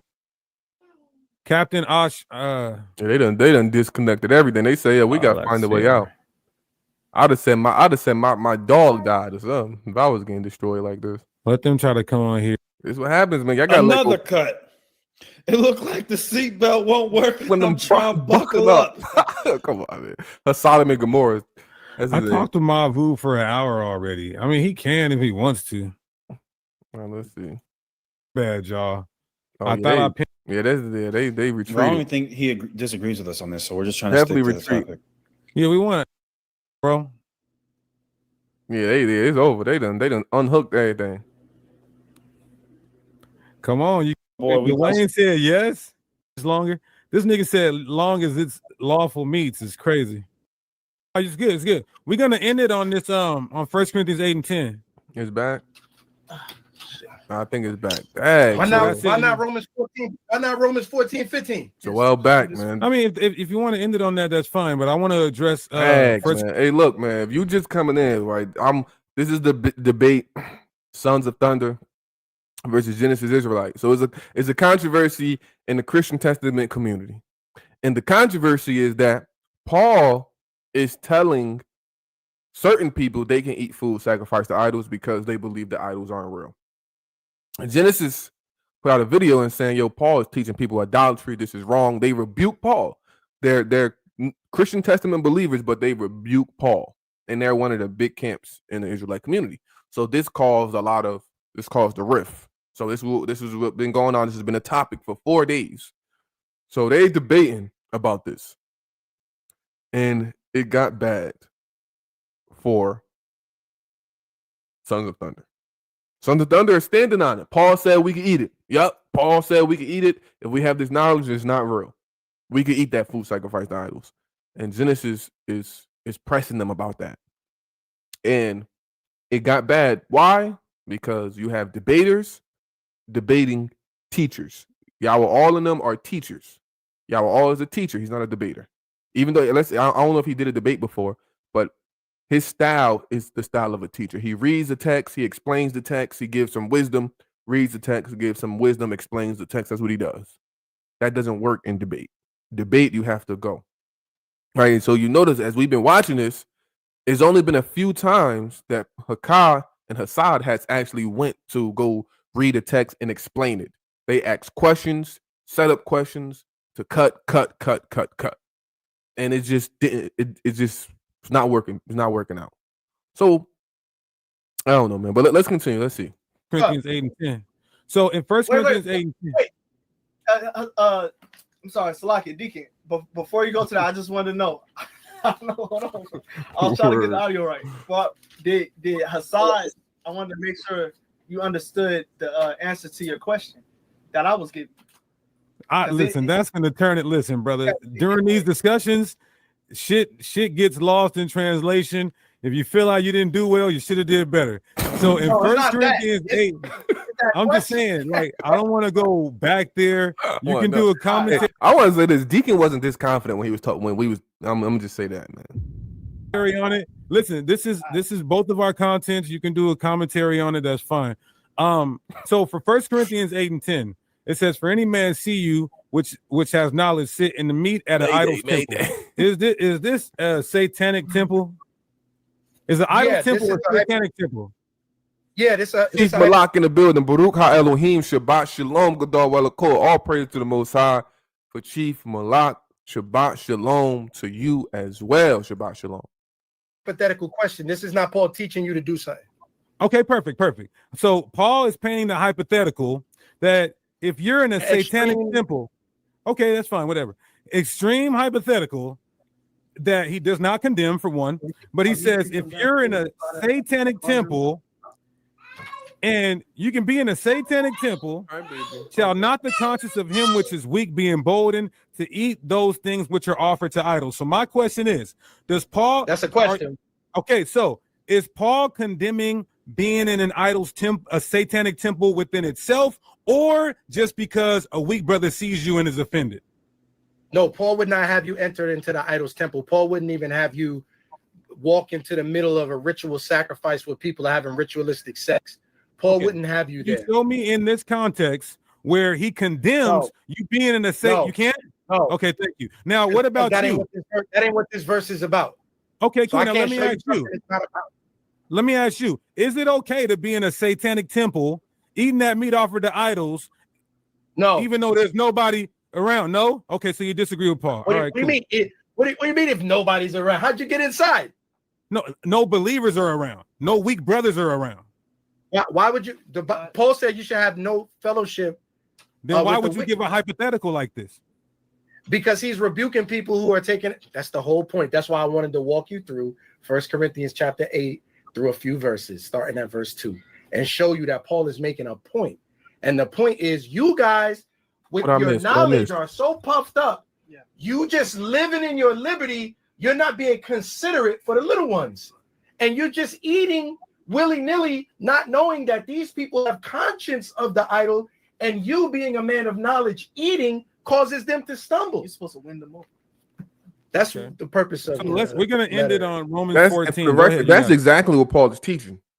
Y'all have the knowledge that this stuff is false, but with this knowledge, you're causing people that believe eating these idols is wrong. You're causing them to be condemned in their own conscience. So you shouldn't eat this food. You shouldn't exercise your liberty of eating this food sacrificed to idols in front of them because they think it's wrong. That's what Paul is saying. So he's not telling them they can't eat it. He's just telling them they shouldn't do it in front of them. They shouldn't do it publicly. They shouldn't go to the temples. They shouldn't eat it if someone tells them. They should pretty much do it in their own comforts of their own home, privately. And SOT said over and over they would eat it because they know it's not real. The problem is eating food that has been sacrificed to idols is eating defiled food. It's eating unclean food. That is against Torah. So Genesis, Hakah, and Hassad is pressing them on that.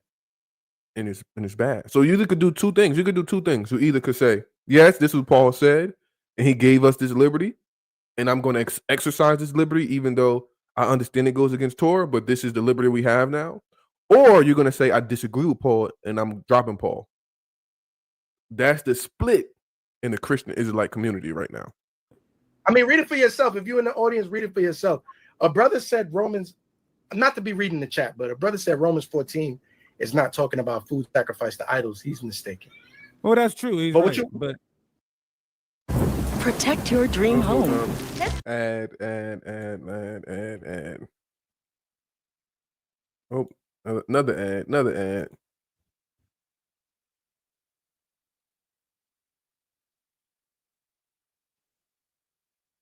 Yeah, hold up. Let me unmute it. There we go. No, he's not. Is Paul telling you to eat unclean foods? Listen, y'all were all tell these niggas to come over to your live show, nigga. Is Paul telling niggas to eat? All right, is Paul telling niggas to eat pork? No, he's saying it's okay to eat lawful foods. The context is a vegetarian diet versus an herbivore diet, not food sacrificed to idols. And why would somebody who knows the law be a vegetarian if they know it's okay to eat meat? What would cause them to become a vegetarian? Well, I only eat meat on Passover, so now he don't know. Now he don't know. Assad, you smart. What would cause them to be a vegetarian? There's a plethora of things that could cause them to be a vegetarian. You're adding that context. Hold on, wait. Okay. Wait, Hassad. There's people that thought you going on 3 hours. Come on, Hassad. It's over. It's going on 3 hours. I'm about to end this. I want to say water to SOT. That's the end of it. I want to give SOT. Oh, that's the end of it. That's the end of it, man. So that's the end of it. Watched it, react with it, man. Hey, I want to say this to all the Christian lights. This is not even to the Christians, because the Christians believe the law is done away with and they could do whatever they want when it comes to dietary law. So this is not necessarily to the Christians. This is for the Christian lights. When it comes to Paul, you have to sit and be honest with yourself. First, you have to be like Joel, y'all were all on some of the Thunders. Be honest, accept that Paul is telling certain people that they can eat food sacrificed to idols in private. You have to be honest with that. Have to be honest with that. And once you're honest with that, you have to ask yourself, is Paul telling me to eat defiled meats? Does that go against Torah? And you have to pick what you want to do, bro.